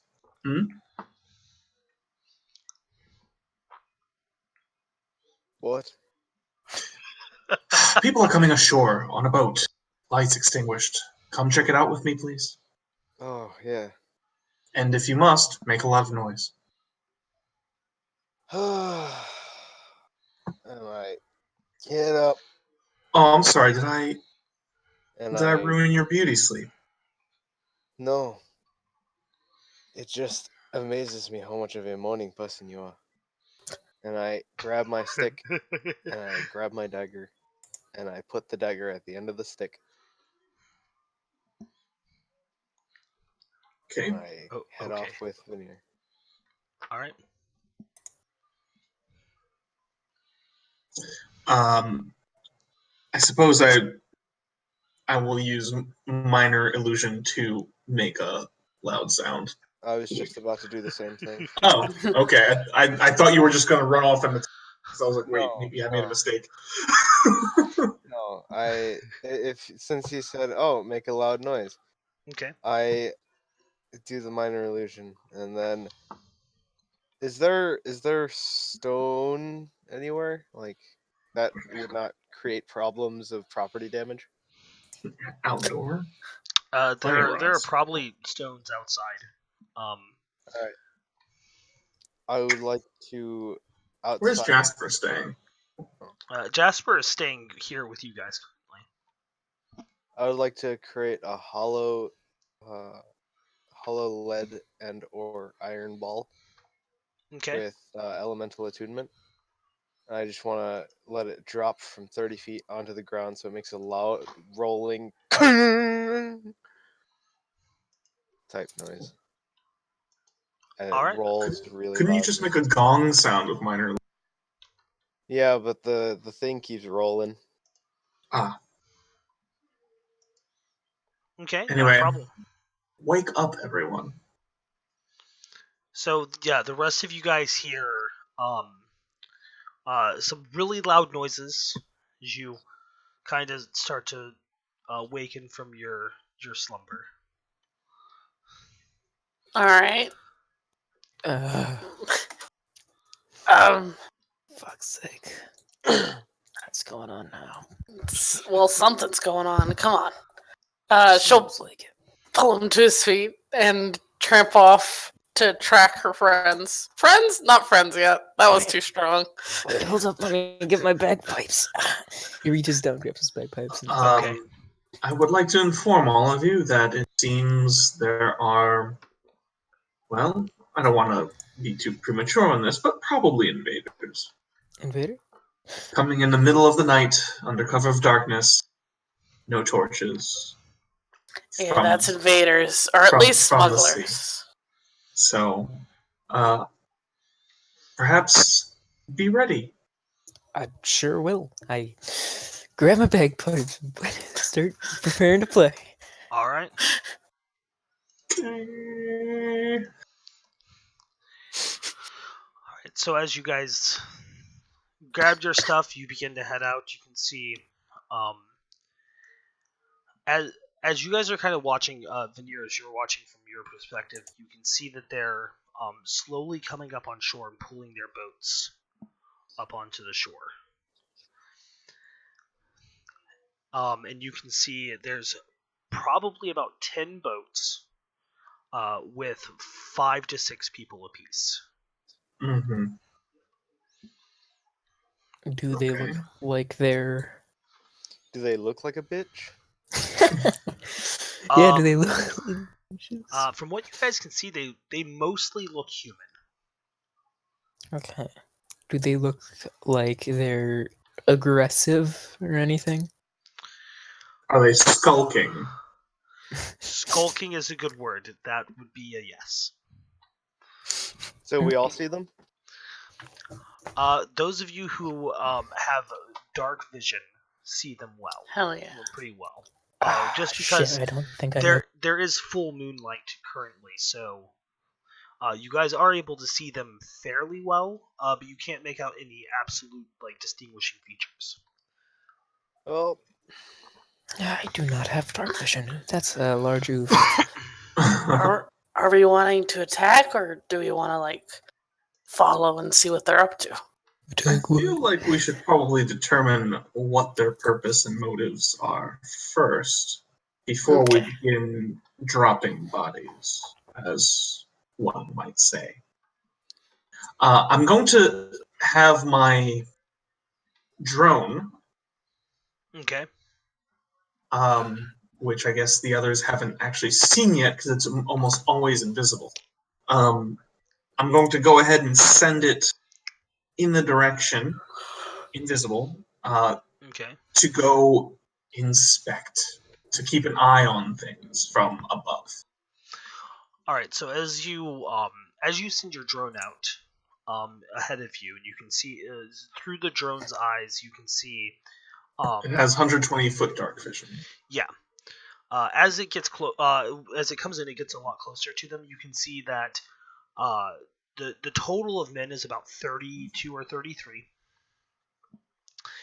and most of them are kind of gaunt. They're very sinewy.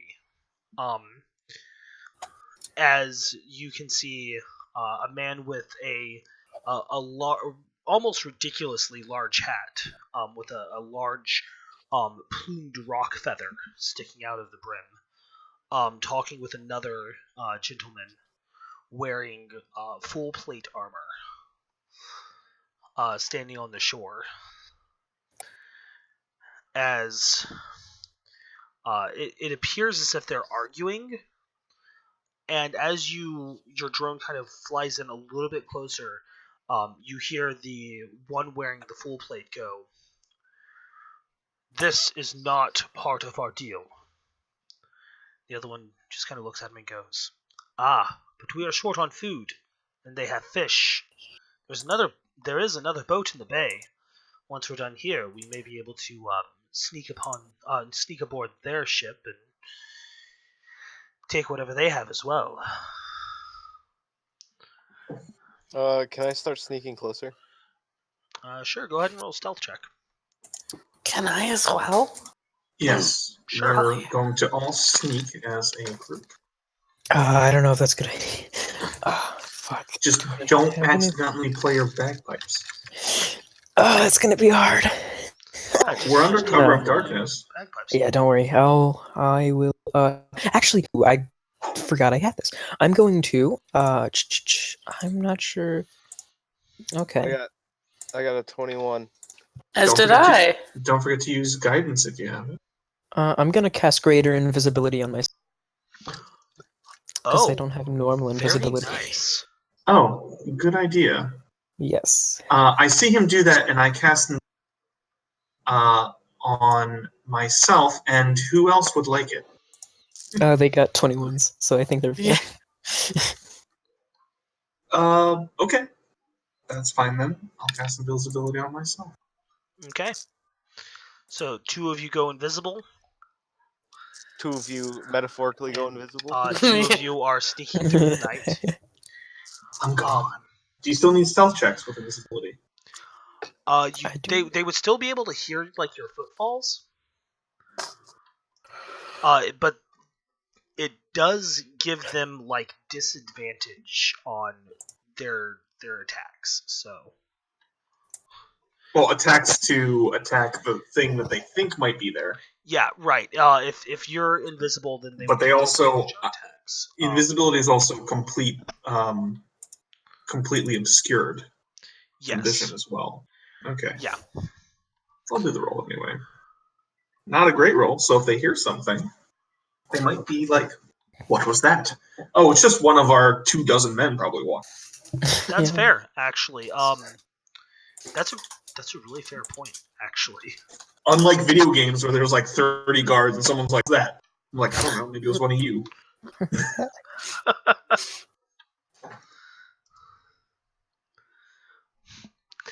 All right, so as you guys all sneak in close enough to where you can start kind of hearing what they're saying and the things that they're proposing.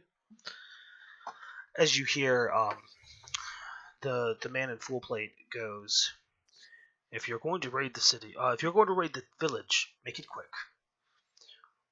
This was not, as I said, this is not in our agreement. I will help if you get attacked, but otherwise, it is not in my contract to raid villages. It is in my This contract." is the man in plate speaking? Yes, yeah, this is the Okay. man in plate speaking. See, it is in my contract to protect you from any kind of attack along the path. The organization has hired you to transport me. So I would like to get to where we are going as quickly as possible. The shrine will not hold itself. Question. Colt has very, very sharp eyes and has dealt with certain groups before. Can she see like any, markings, crests, anything that would identify any of these people to being part of a certain group? You would see that the man wearing full plate has a crest. But you are you proficient in religion? Not in religion, no.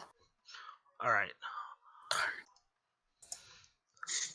So what you see is a crest that has kind of like this 5-pointed.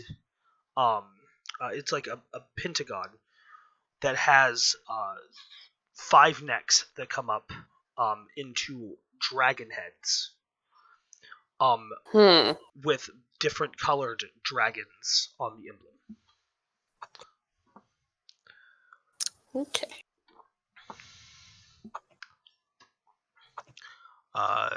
Veneer, do you have are you proficient in religion at all?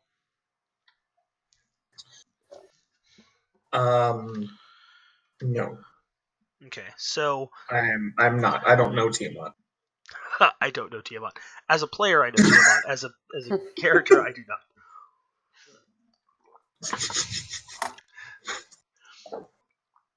heard them talking about raiding the village, right? You guys did hear them talking about raiding the village, but the man in full plate is not keen on the idea. I'm relaying some of this information thanks to the drone being close by. Right. At And of like course, a hushed tone. Veneer, you would see this emblem fairly easily as well. Right. Not that I would necessarily recognize it. Right. The people, besides these two who are mid-conversation, what are they up to and how spread out are they? Like, would we be able to silently take down some of them to thin their numbers, since they seem to wish harm upon the village? Yeah, so basically what the others are doing currently is they are pulling the boats up, setting rigor, roping it, tying, setting it in the ground. You can see some of them are starting to take up kind of like a forward guard as they're starting to move forward to scout through the village. But you guys have already spotted them. You can see their movements as they're walking along.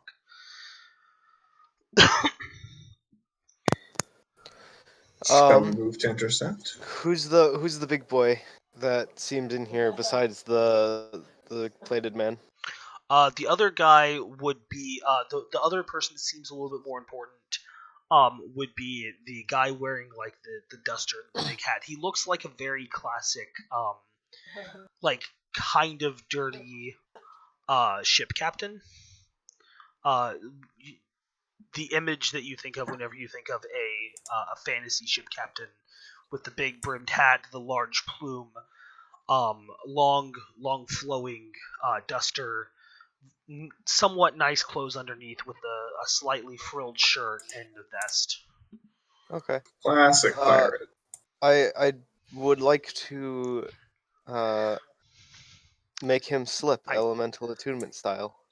So you're gonna create ice under his feet. What's the range on that?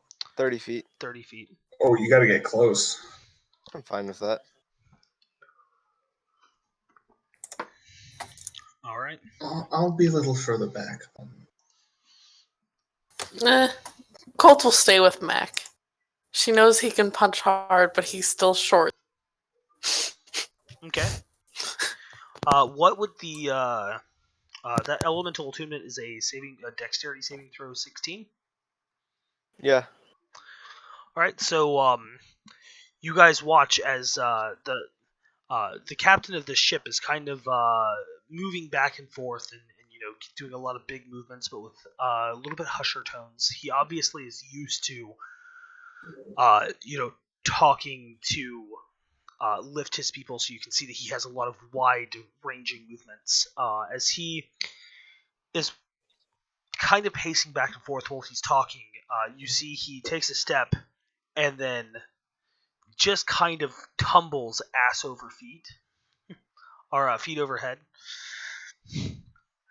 as he lands right on his ass, and you see him kind of look around,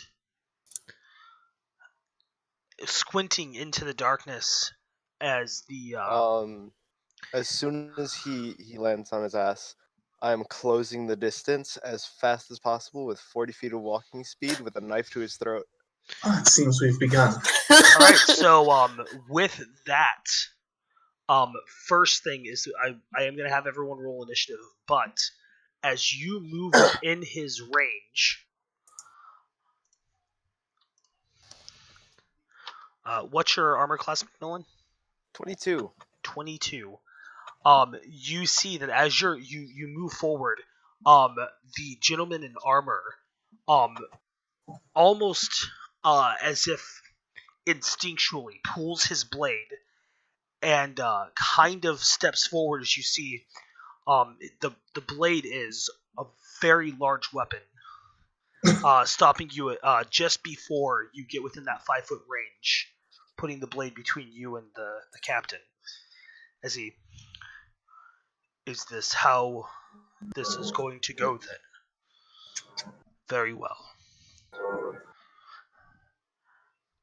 Everyone, go ahead and roll initiative if you haven't. I got a 7. So yeah. I got 23. 21 for Veneer. Okay. 25 for Macmillan. Holy shit! I'm never gonna be able to take her out. So it was McMillan's a 25. Yep. Veneer, you were a 21. 21. And then I heard 23. 3. Okay, I'm For making Cole. sure I'm getting everyone in order. Yeah. Hmm.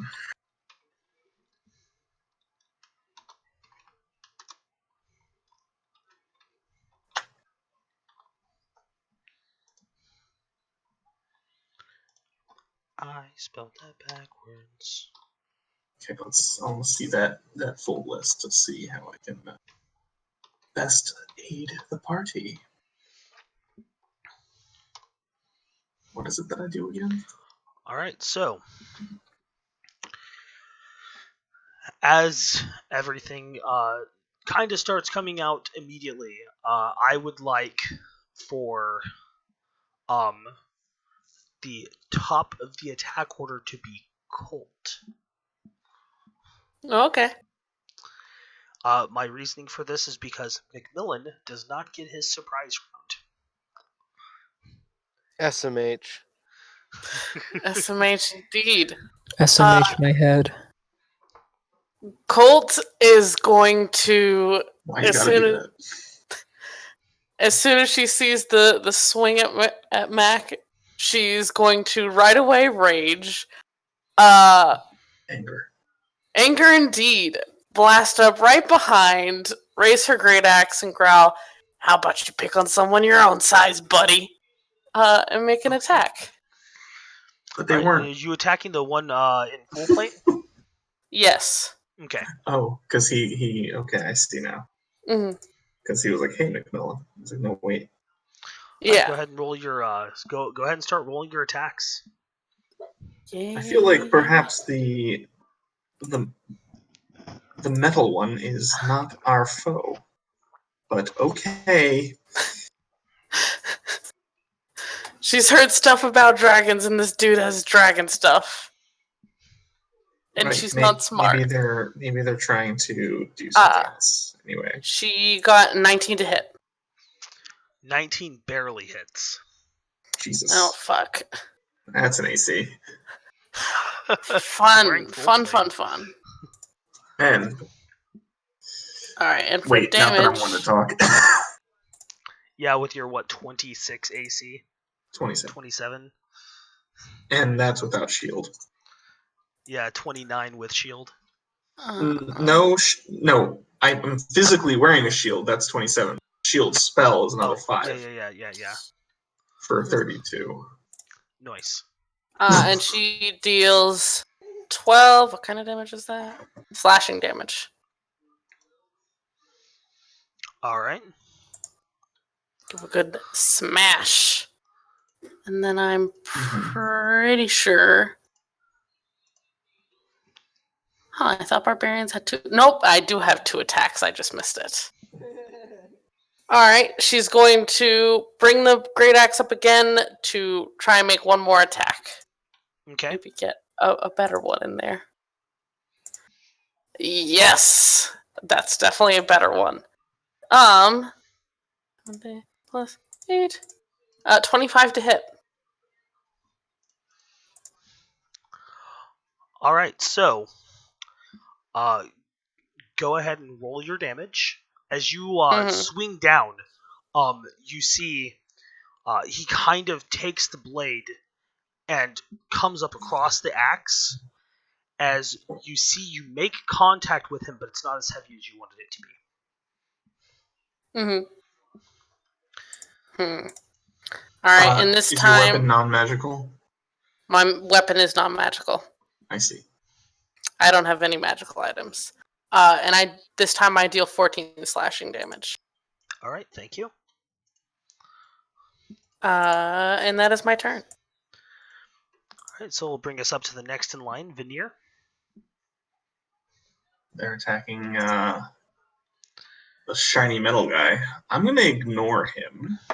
Okay.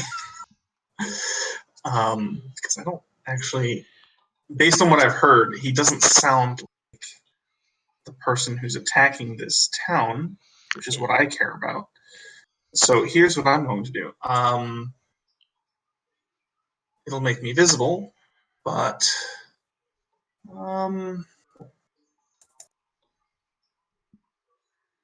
how close to me is Dobron? We're like right next to each other, huh? I would say that you I guys are believe so. probably moving as a group, so yeah. He's still currently invisible. Okay. That's true. Okay, I'm going to fly upwards and get myself within 60 feet of both of these characters. Oh, right, because I have winged boots, so I'm not actually. Just to let you guys know why I'm flying suddenly. Very cool. I was very confused. He has so some I magical gear. yeah, I fly up so 30 feet at like a diagonal to get within 60 feet of these two. Is that possible? To get within 60 feet of the man in the armor and the captain. Yes. Yes, that is possible. Okay. I am going to twin cast hold person Okay. on both of them. I'm no longer invisible, but I am in the sky, 30 feet up, or I guess a diagonal, so it might be like 25 feet up. And they both have to make a wisdom save 17. Okay, not a problem.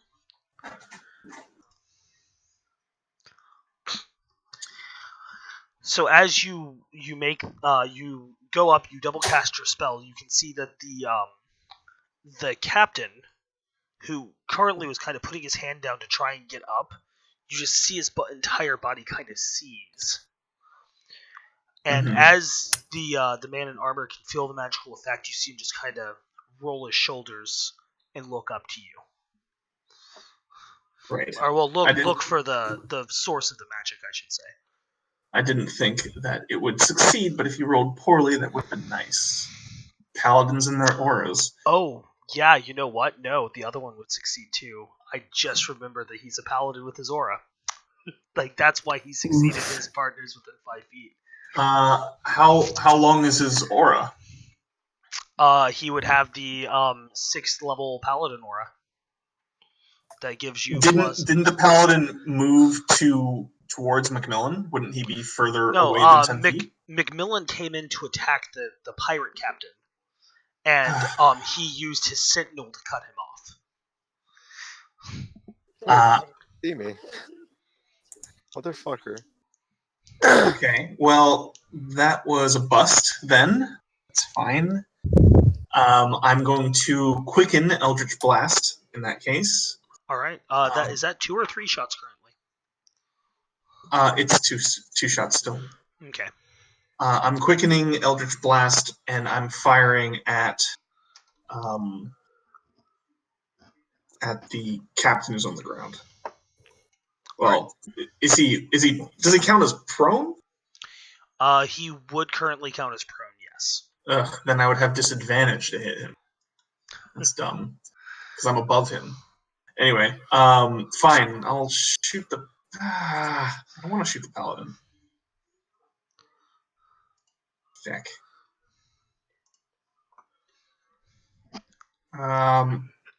Whatever. I'll shoot the other guy at disadvantage. It's fine. Okay, go right ahead. Good.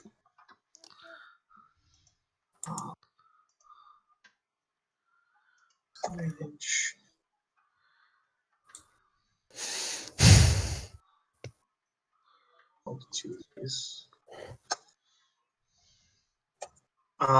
There was a 17 to hit, Okay. and then a crit miss, or 1. Okay. So The 17 hits. For 9 force damage. All right. So you guys watch as he you hear this like kind of crackling energy as he lets off the blast, this eldritch blast, and just From as my arm. the captain is trying to get up, you see he takes it square in the chest and is knocked back onto his back. And you can see that the all of the people that have started moving away from the ship are now the boats are kind of like turning back, like, oh fuck, what do we do? That will bring us to Dubrin's turn. Oh no. So what is the? I'm not sure if I should do this. What I want to target an area. Let's see, within 150 feet. That has a 20-foot radius that What would level? have What level? Just tell me what level. third level. Okay, so you're gonna cast it. You're gonna cast it at third. Yes. And they would. I want to. I'm considering casting fireball within an area. I just want it to have the most amount of enemies in that area and the least amount of damage to the area around it. Right, So right. like So you want least amount of buildings and stuff. Okay, yeah, that's not a problem. So you can see that they had kind of started coalescing and moving in towards the town, and they were gonna spread out as they came into town. And you can see that a bunch of guys are just kind of standing in one spot as they turned, and then you're like, you let out a few arcane words and kind of put your hand up.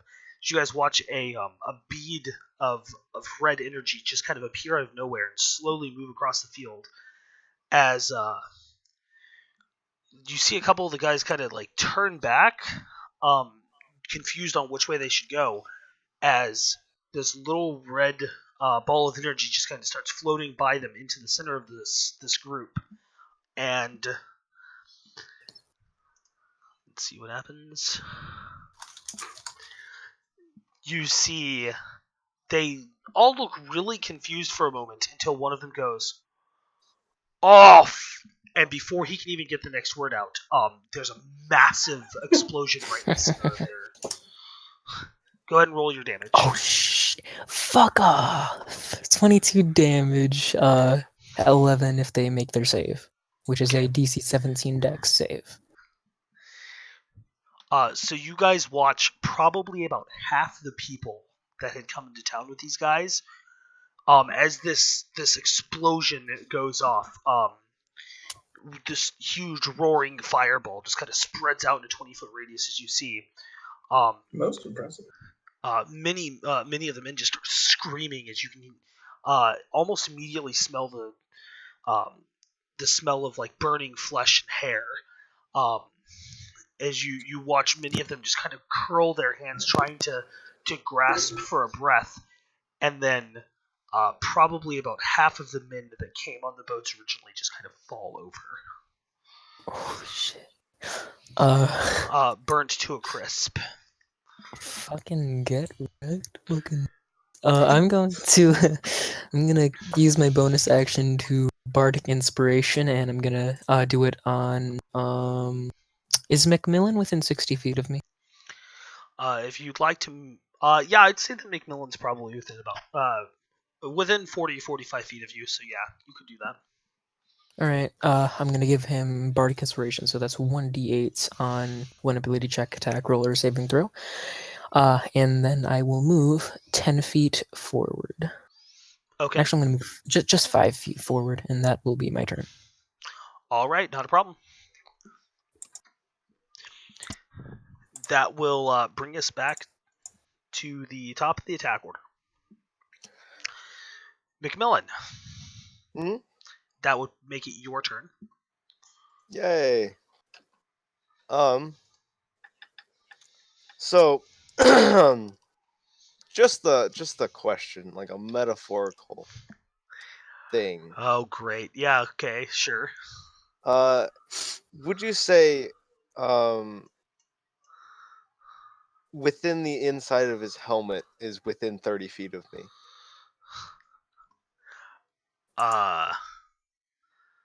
The inside of the guy wearing pool plate? Yeah.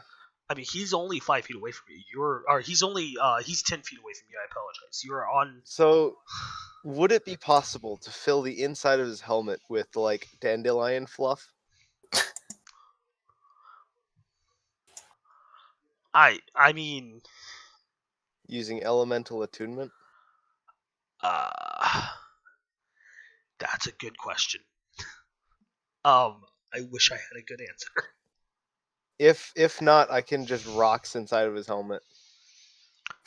Sure, yeah. Rocks would Alright. be fine, I guess.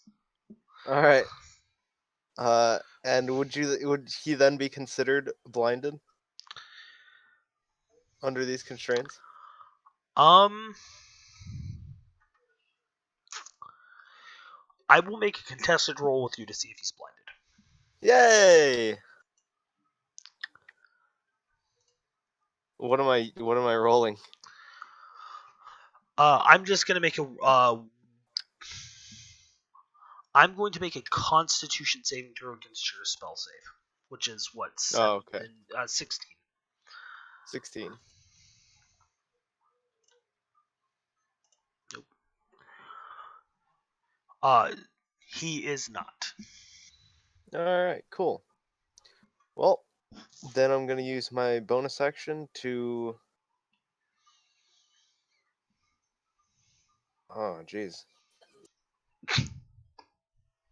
Well, that plan failed miserably. So I filled his helmet with rocks. What's he doing now? Like, is he just like seeing through the rocks? He is being mad, is what he's doing right now. Okay, so he can see through rocks. He is sad boy. Yeah, I mean, I guess I'll just use this opportunity to run backwards. Take the opportunity attack because I have to. Okay. Even if I disengage. Yeah. That is a 22 to hit. That would just hit. Yep. Okay. So that is going to be a total of 13 points of damage. Yeah. And your speed is reduced to 0 until your next turn. Alright. Well, that's everything I can do. Alright. So that would bring us to Colt. Yeah. So she's going to. Who was it that just attacked Mac? I didn't hear that part. That was the guy in the full plate. Okay. In that case, she is going to keep up that attack because that's not allowed. She's supposed to take the damage. So she is going to reckless attack. Oh, where's my reckless? There it is. So she's going to reckless attack against this buddy pal. Let me roll that up. Okay.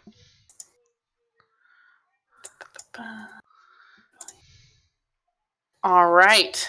That's math. Plus 8. That's 27 to hit. 27 hits. Awesome. That's what I love to hear.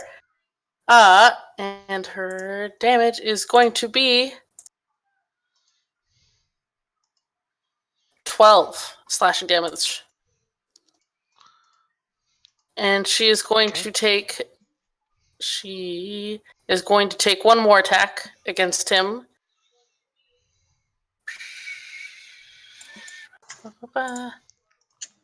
18. Oh, that's the wrong button.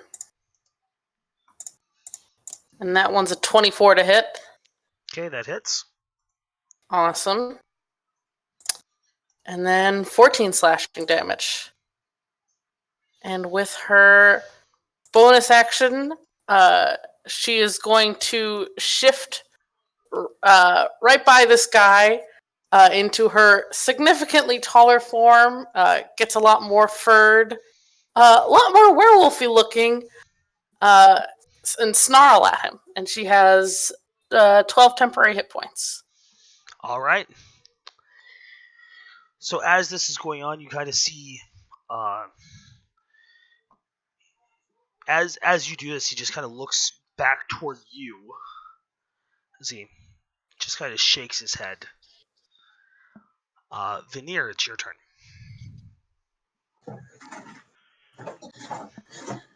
What's the captain doing right now? Did he get up? He has not gotten up yet, no. Because you go before him. That's nice. And the paladin is currently surrounded.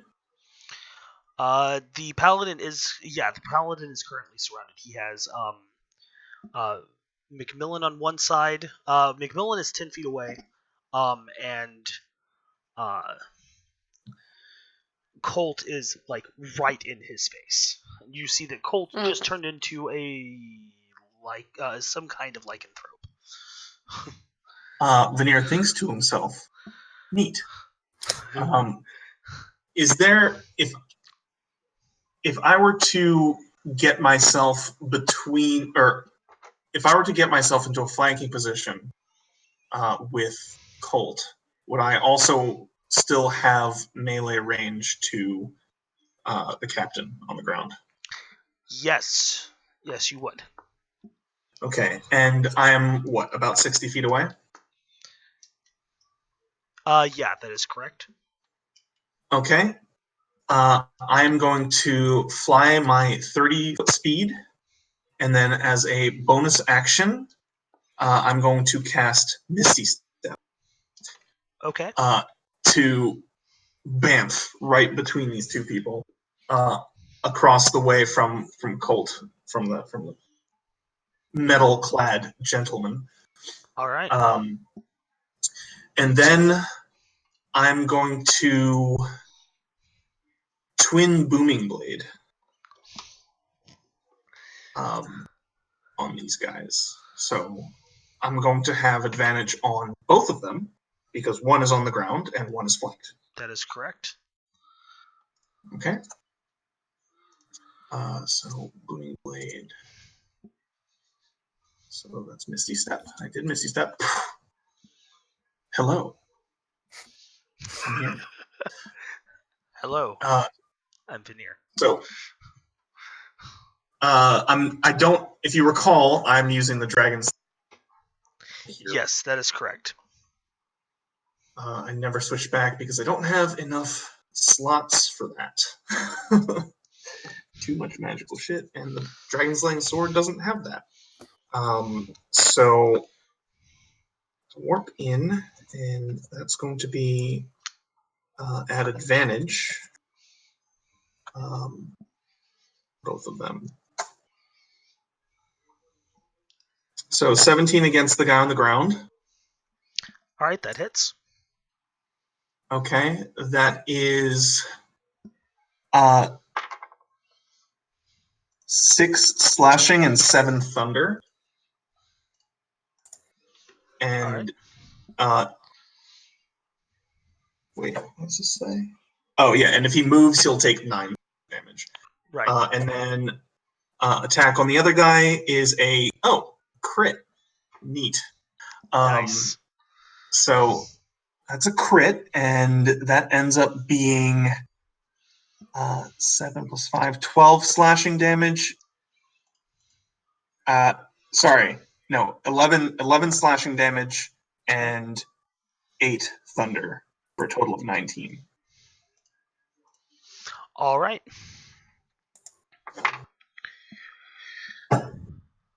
So at the end of your turn, Veneer, you see the man in full plate goes next. He just saw me teleport behind him. Yeah. Nothing personal, kid. And then I crit him. He is going to trying to think of how I want to do this.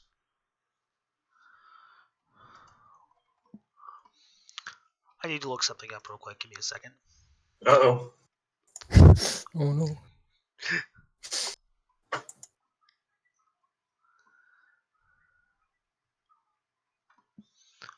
Oh crap! So, how you doing, Colt? I'm liking this. You seem to have shifted. Yeah, it's just a thing that happens. No biggie. What? You never Cool. see a werewolf? Keep walking. I've seen things. Don't worry. Everything is fine. All right, so the gentleman in full plate is going to go ahead and quicken a 5th level cure wounds. Fucker. Did you make a freaking Sorlock? No. Sorkadin? Sorkadin, that's the one. Sorkadin. Jesus. Shit. Okay. Cool, man. That's cool. It's fine. 19. Freaking Sorkadin. Poser. He then says a word as you watch his great sword burst into flames. Huh. Oh, you have one too, huh? Okay.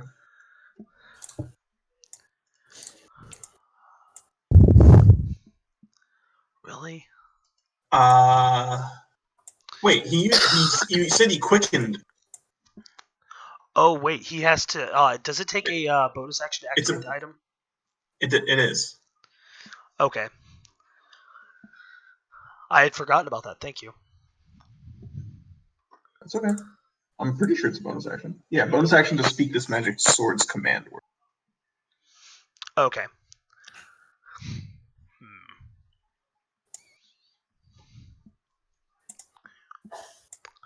You see him. So instead of doing that, he is just going to take his normal attacks then.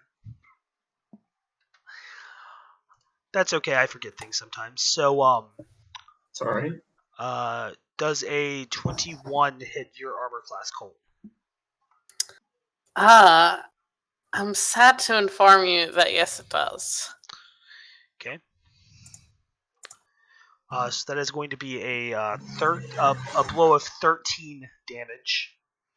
Cut in half for the first What one. kind of damage? That is slashing damage from a magical weapon. Okay. But that doesn't matter. You still have resistance to it. So that is going to be 7 damage total. Yeah.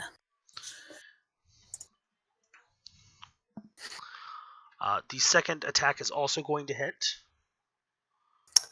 Love that. And it is going to do also. Isn't that what you wanted? Damage. Yeah. So you are going to take 14 damage in total. Alright.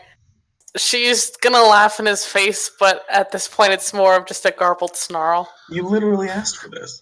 I know! That's why I said love that. Okay. And that is going to end his turn. As the captain, you see he just kind of reaches down. He's going to take his first attack against Veneer. The captain who stood? Nope, he is laying on the ground. He has not stood yet. So he's attacking me from prone. He is attacking you from prone. With disadvantage, then? Yes, absolutely. Okay. That misses.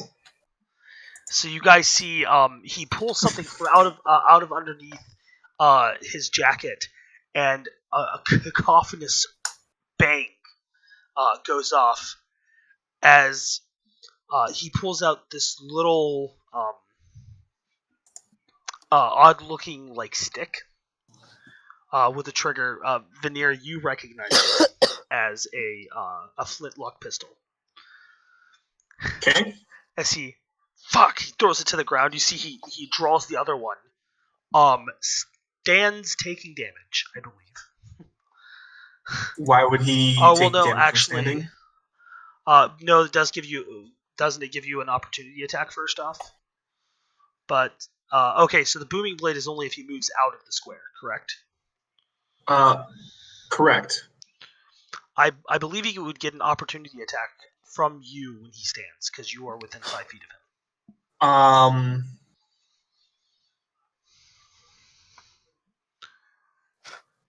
I don't believe so. As long as he doesn't move outside of the enemy's reach. Yeah, that's from previous editions. Okay. So you see he But he does use half his movement standing up. Yeah. So you see he stands up, draws a pistol with the other hand, as he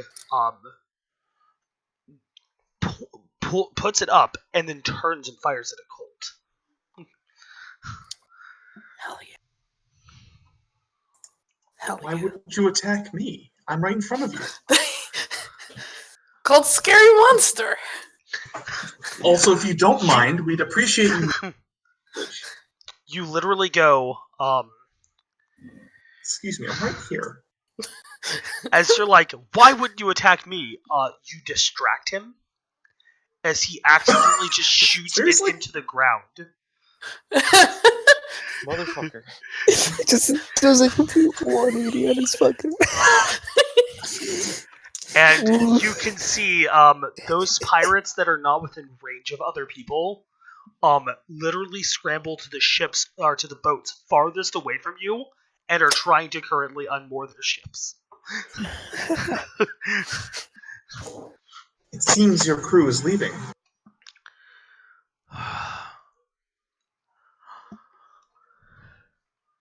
That would bring us to DeBrun's turn. Okay. How many ships are there, or how many like rowboats that they're trying to get on?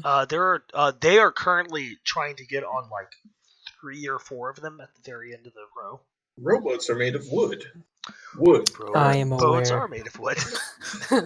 I am aware, friends. So how far apart are these rowboats from each other?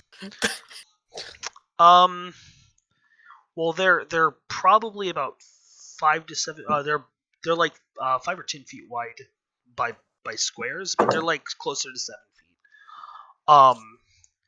So if you hit one of them in the middle, you could probably take out 3 of them.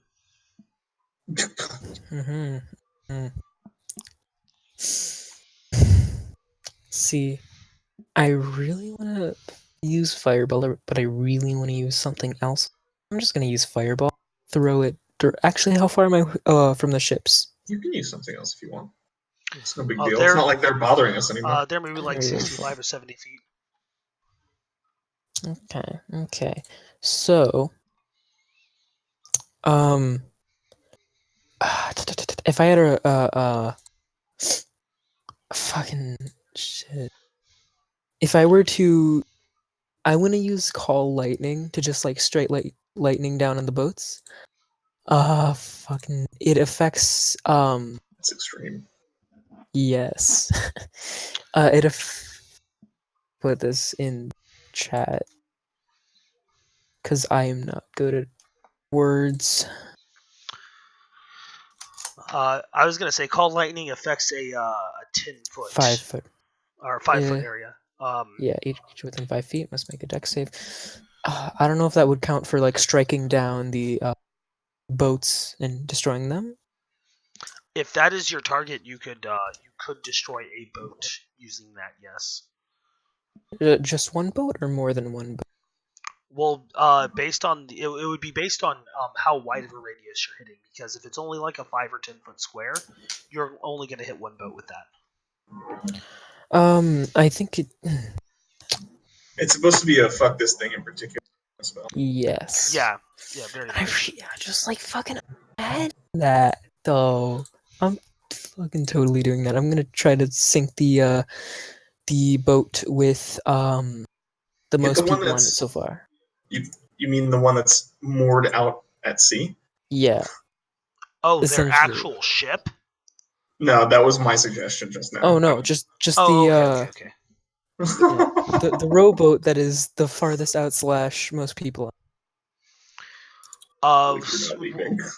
What's left of them are kind of splitting between 3 boats and trying to moor out. They haven't actually left the shore yet. I will strike down a boat. Strike down. All right. Yes. Never So should've as gone. they're untying and starting to push the boats out, you just call lightning, and the boat doesn't get a dexterity save. It is moved. That's kind of weird. You literally do a fuck this thing in particular and destroy a single boat. Go ahead and roll your damage on that. It's like straight up Ganesha bullshit right now. That would it be stormy weather before I used my call lightning? No. Okay, so that's just a 3d6 if I can the dice chat. I mean, we passed stormy weather like a couple days ago. 13 damage to this boat. Shout out to Soda in the chat, who says the boat does not get a save. Boat save -20. Boat save -20. All right, so Brun, that is your turn. Not quite. I am going to shout, "There is no." Yeah, that's pretty much it. There is no what? escape. Sorry, cut out. There is no escape. There is no okay, escape. That makes sense. Do not Nice. attempt to Last one. resist. All right. That's it. Okay. So that will bring us back to the top of the attack order with McMillan. So Metal Man is still there? Yeah, he is still up currently. I'm going to look at him. I'm going to say, I am sorry, but you are not my quarry. But you are making yourself very in the way, if you will. Okay. And I am going to turn back towards the captain. Well, is he within striking range? No, because currently in between you and the captain is Veneer. Hello. Hello, Veneer. I seem to have interjected. Alright. Well, I have an attack that I will make towards myself. I will take a single small strike towards myself just to do like a damage. Oh. What's the purpose of this? So that you may use fade away. You are not that damaged yet, are you? No. Why are you running? This is so funny. And I would like to strategically repositioning. I would like to flank the captain with Veneer. I'd like to run like a circle and sort of like U around the metal guy, so he doesn't want to pull any attacks of opportunity. Yeah. Gotcha. By being invisible. Okay. So that's why I want to make like a weird U with all the movement that I have. Which is a really interesting maneuver. Yeah. Punch! Vroom! So you just roll your D8 of damage on yourself. Okay, cool.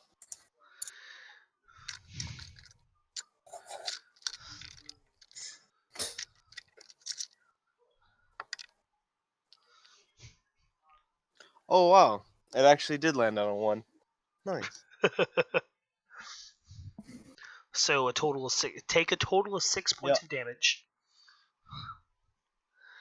and activate your fade away, and then you can move around Veneer. Yep, move around Veneer, go to the guy, and I'd like to use my other 3 strikes with a key point for flurry of blows. All right. And I would like to lay waste to the borderlands, if you will. Go ahead.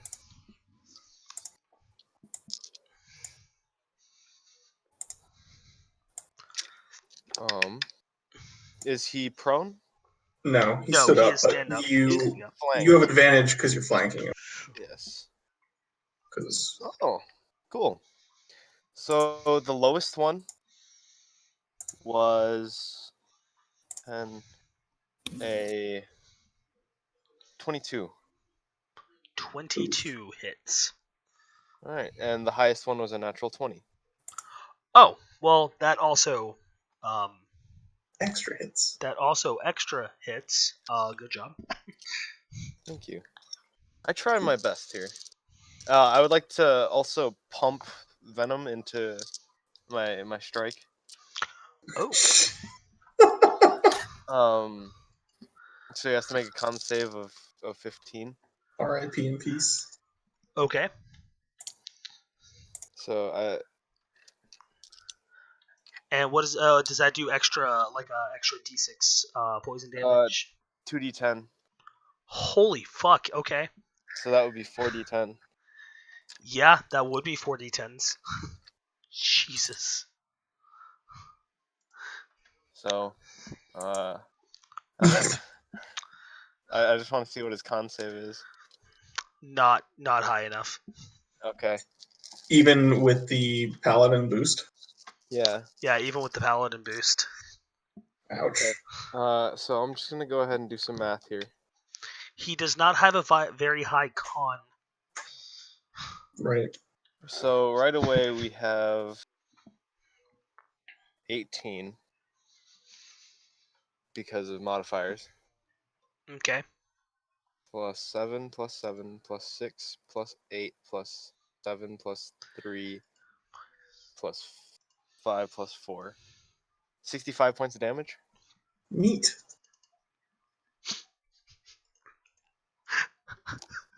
There's no longer anyone for the paladin to. You may lay down your arms. That is it. Yeah, okay. It's I fine. could take a It's picture of fine. the. He's only at too. negative 25 HP. It's not a big deal. I imagine like you knocked him out and then like the thing at the end, you know, like when you're playing Tekken and you like air juggle, Yeah. knocked out. Yeah. KO. Using your strongest move against a 1 HP enemy. Smite. But yeah, Big so I just want to damage like scam. eviscerate this man. That was a lot of dice. Never Like should have come here. invisible eviscerate right in front of Veneer. I'm gonna be like, sorry, Vinya. That's quite all right. I'm used to it. Yeah, right. Yeah, I'm just gonna We'll look at call it Veneer. an alley-oop. Yeah, I meant to do this earlier, but he got in the way. That's all right. Yeah, I just want to look up at the paladin. All right. Does that end your turn, McMillan? Yeah, All right. I believe that's my action, bonus action, and movement. Yep. So Colt, Efficient. that will bring us to you. You do get advantage on on your attacks. So. Mm. The paladin healed himself, right? He did heal himself on his turn. Yes. All right. So Colt's gonna see her companions fucking up the pirate captain, fucking up the boat. She's going to heft her great axe over her shoulder, plant her foot, and growl at the paladin. Put it down now. And could she hold her action in case he tries to continue combat? Sure. Yeah.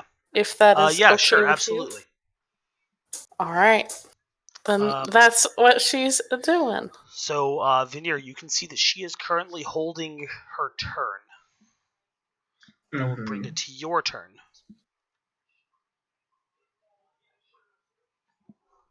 Okay.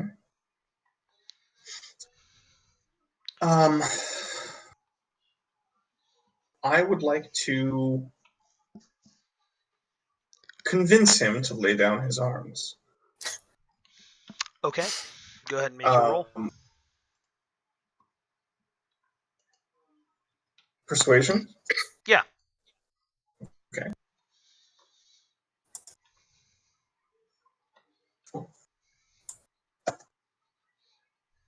Yeah, it's not bad. 18. All right. What do you say? Is this contested or something? Yeah, I'm yeah. saying- He made a roll. Our fight was not with you. We simply wanted to make sure that no one was going to attack the village that has been seen to. We may parley now.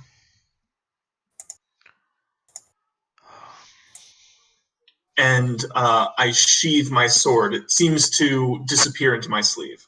Right. See him look back to you. Look to the barbarian in front of him. Kind of looks to the dead captain. You see him. Oh, is he dead? What a waste of money. As he shoves his blade into the sand, or the loose packed dirt by the edge of the sea. See him.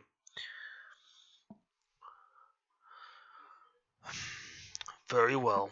As you see, he leans down, bends down, takes a knee, and surrenders. Look, I don't know what to say. Nice. So, just curious, as I personally give no shit to God giving, as you sort of see here, and I sort of point towards the eviscerated man.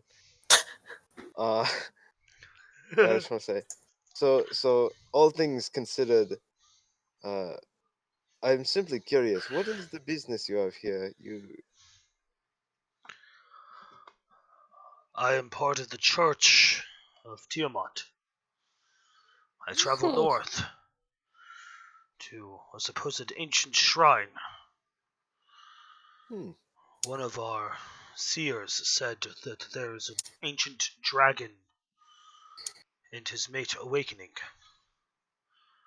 I wished to see them be a part of their grand design. With my life, if needed. Yes, that is generally how people see things. Odd choice. And who? You said a seer? Yes. Interesting. For we have also seen this. But it doesn't sound like a good thing. These are children of Tiamat? They are the children of Tiamat, yes. And you support their upcoming destruction of the world? You see, Might I remind you that you are in the world, yes? beyond our physical plane is a better place of existence. Oh no. You're one of those, aren't you? How much did he pay you to protect him? Well, actually, our church paid him for transport. And I was one of the people going with him. There are some acolytes back on the ship, along with myself, followers of Tiamat who are willing to give ourselves as a sacrifice by blood, if needed, to the children.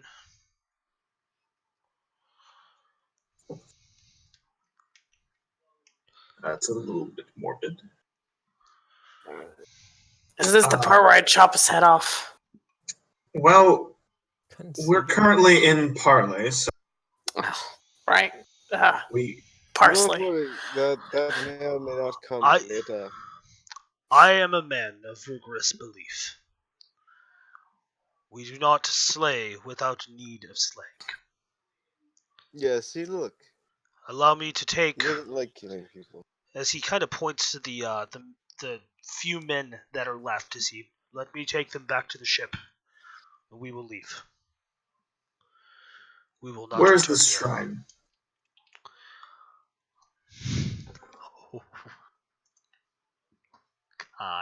That's a good question. I project onto the ground using minor a map of the current continent that we are on. All right. So do you have the map pulled up currently? I do. Okay. So where you see Hellfall Boulder and Aberath, the western most section of Aberath. Mm-hmm. Do you see the series of like Arctic islands to the north of that? I do. The northernmost Arctic island is where he points, as he The says. the one that's above the little crown looking, little trident looking thing. Yes, as he. Okay. There lies the resting place of the mother and father of Chroma, the greatest dragons to have ever lived. No. I see. I do just want to say, what is your name? I never got that. I am John Malcolm Ardos. Oh, two fast names. Oh, well, Mr. Jama. John is fine. Okay. Mr. John. I am the Tranquil Wind. It's my pleasure to be of your service. I put my hand out. See, he shakes your hand. Well, guys, I mean, you haven't really done much. Like I said, you're not my problem. You weren't hurting these people. I think he's good to go. Wait, actually, I have a question, Mr. Yes, John. You have a ship full of cargo, correct? Or there is cargo amongst the ship. I am sure that we have some. Yes, Do you have any cool rocks? Like not to my quality rock. knowledge. No. Disappointing. As he Wait. kind of turns back to Veneer and he goes, "Seeing as I'm on the losing side of this parlay, suppose you are going to want to be compensated." Why, yes. As is tradition. As a man of the church, I do not personally have much money. As he points to the blade now sticking out of the ground, but I do have this, and I'm sure your friend there could use it. And it seems as if you and I have one thing in common. We are both men who uphold law before anything else. So, Seems to be the case, yes. I will trade my flambourge in exchange for our freedom, and a promise that we will not attack another village on our way to the great altar. Well, that is very good. Honestly, I Deal. have no problem with it, yeah. Oh, a big man, John, that is your name. Yes. And I shuffle in my pack. I pull out a bottle, much too big for my hand, and I pull out a small brown stick and I say, do you either smoke or drink? I only do either on occasion. Do you want one? I sort of point out the cigar towards him, put the bottle back in the pack. He kind of nods as he, yes, I will take one. Alright, I'll give him a cigar. Say, don't hurt any villagers. I hope you have fun watching the great big thing. You see Yes, he nods. dragons, progenitors. Mm-hmm. You see he nods, turns to Colt as he gives you a command word for this weapon. Hmm. See, it will take time. You will have to concentrate on the weapon. But after a short while, you will be able to use it as if it is your own, now that it is. Sweet. She'll take it. Just drop her great axe in the sand. I'll get that later. She's I like, gotta- sweet. I gotta pick it up. Can you The lift great it? axe? Can you lift Yeah. it? It's probably longer than you are tall. It is. Command word. I can guarantee you it. Thanks, Soda. That's a great command word. What did he say? He said the command word is pancake. Pancake.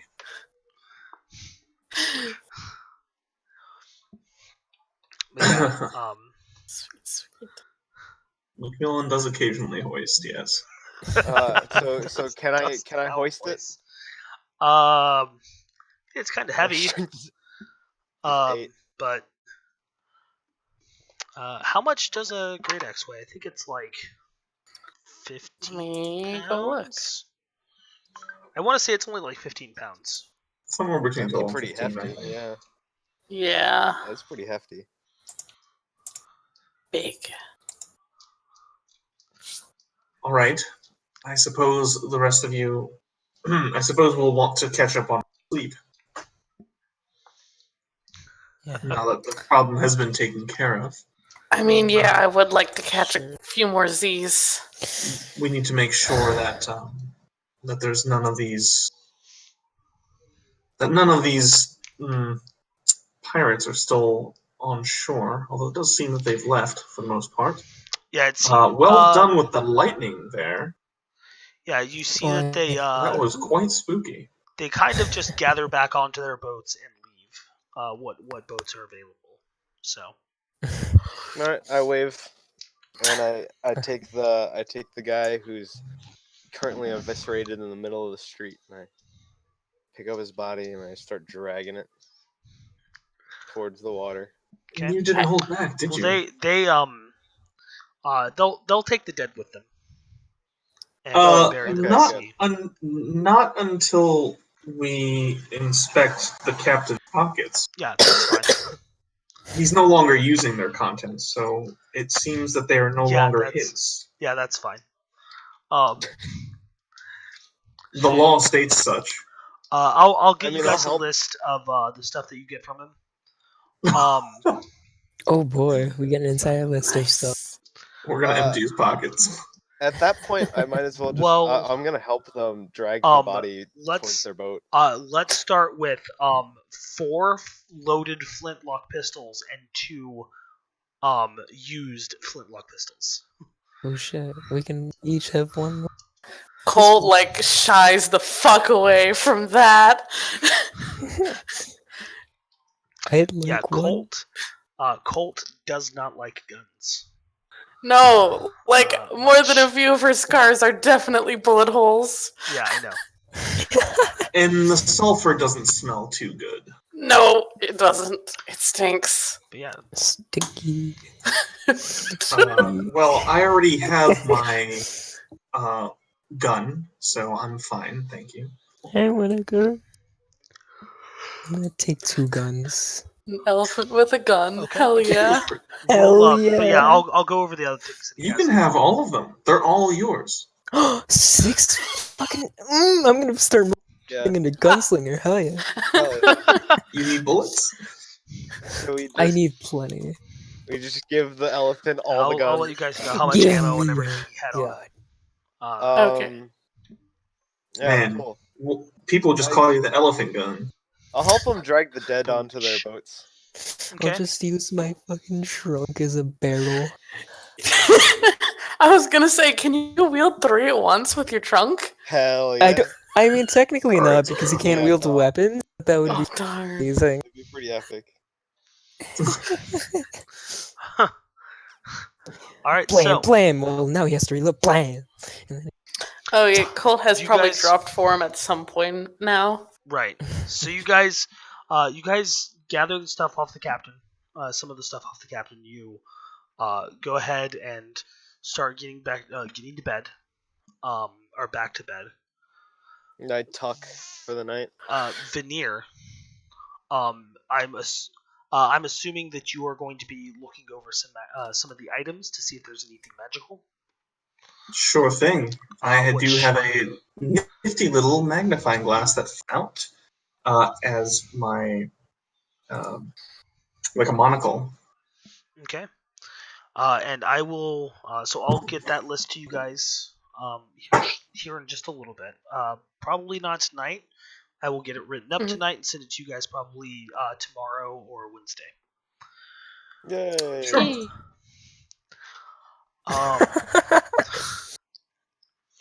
But just saw that. That's great. the next morning, you guys wake up somewhat refreshed, Oh, shit. and you all make your way back to the Joker's Folly. And that is where we are going to end tonight's session. Yay! Hell yeah! Well done. Yeah. Good job, everyone. We Hell lived. yeah! So I do this kind of at the end of session. I would like everyone to go ahead and gain a level between tonight and next game. Yay! Oh, hell Will be yeah. level 10. We leveled up by making That's friends. so fast. Okay. I'm cool with it. It's fine. Ooh, wait. Did I gain any rocks in the process? I will go over that with you shortly. Fuck yeah! Shit, I got more Everyone you magic. kill carries a sending stone that contacts some random person. Some random evil god. I mean, so far Some that's random- kind of been the case.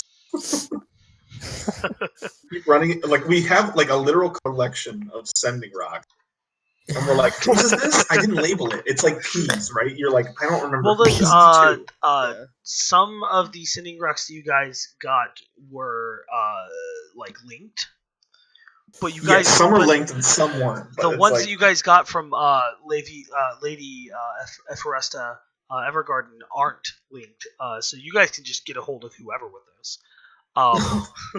I would like to contact God. which one? I find it All really of them. funny that you say that because at the same time that you said I would like to contact God, I had a new message pop up in chat that, from Chile that says they all contact something Contact Eldritch. something Eldritch. I'm totally not the big bad evil guy. What? Crazy. All Yeah, that'd be But- preposterous. right, guys. Thank you for playing. Again. Go ahead Thanks for and watching. Hey guys, thank you guys for watching. Make sure to follow, subscribe, turn Smash that notifications like on, smash button. that notification button. hate it, Thank you all thanks. for watching. And Nick smells like butt. Don't let the bed bugs bite. everyone say good night. Goodbye. Night. Night. Don't let the Goodbye. bed bugs bite. Again, Bye. times 2. Bye.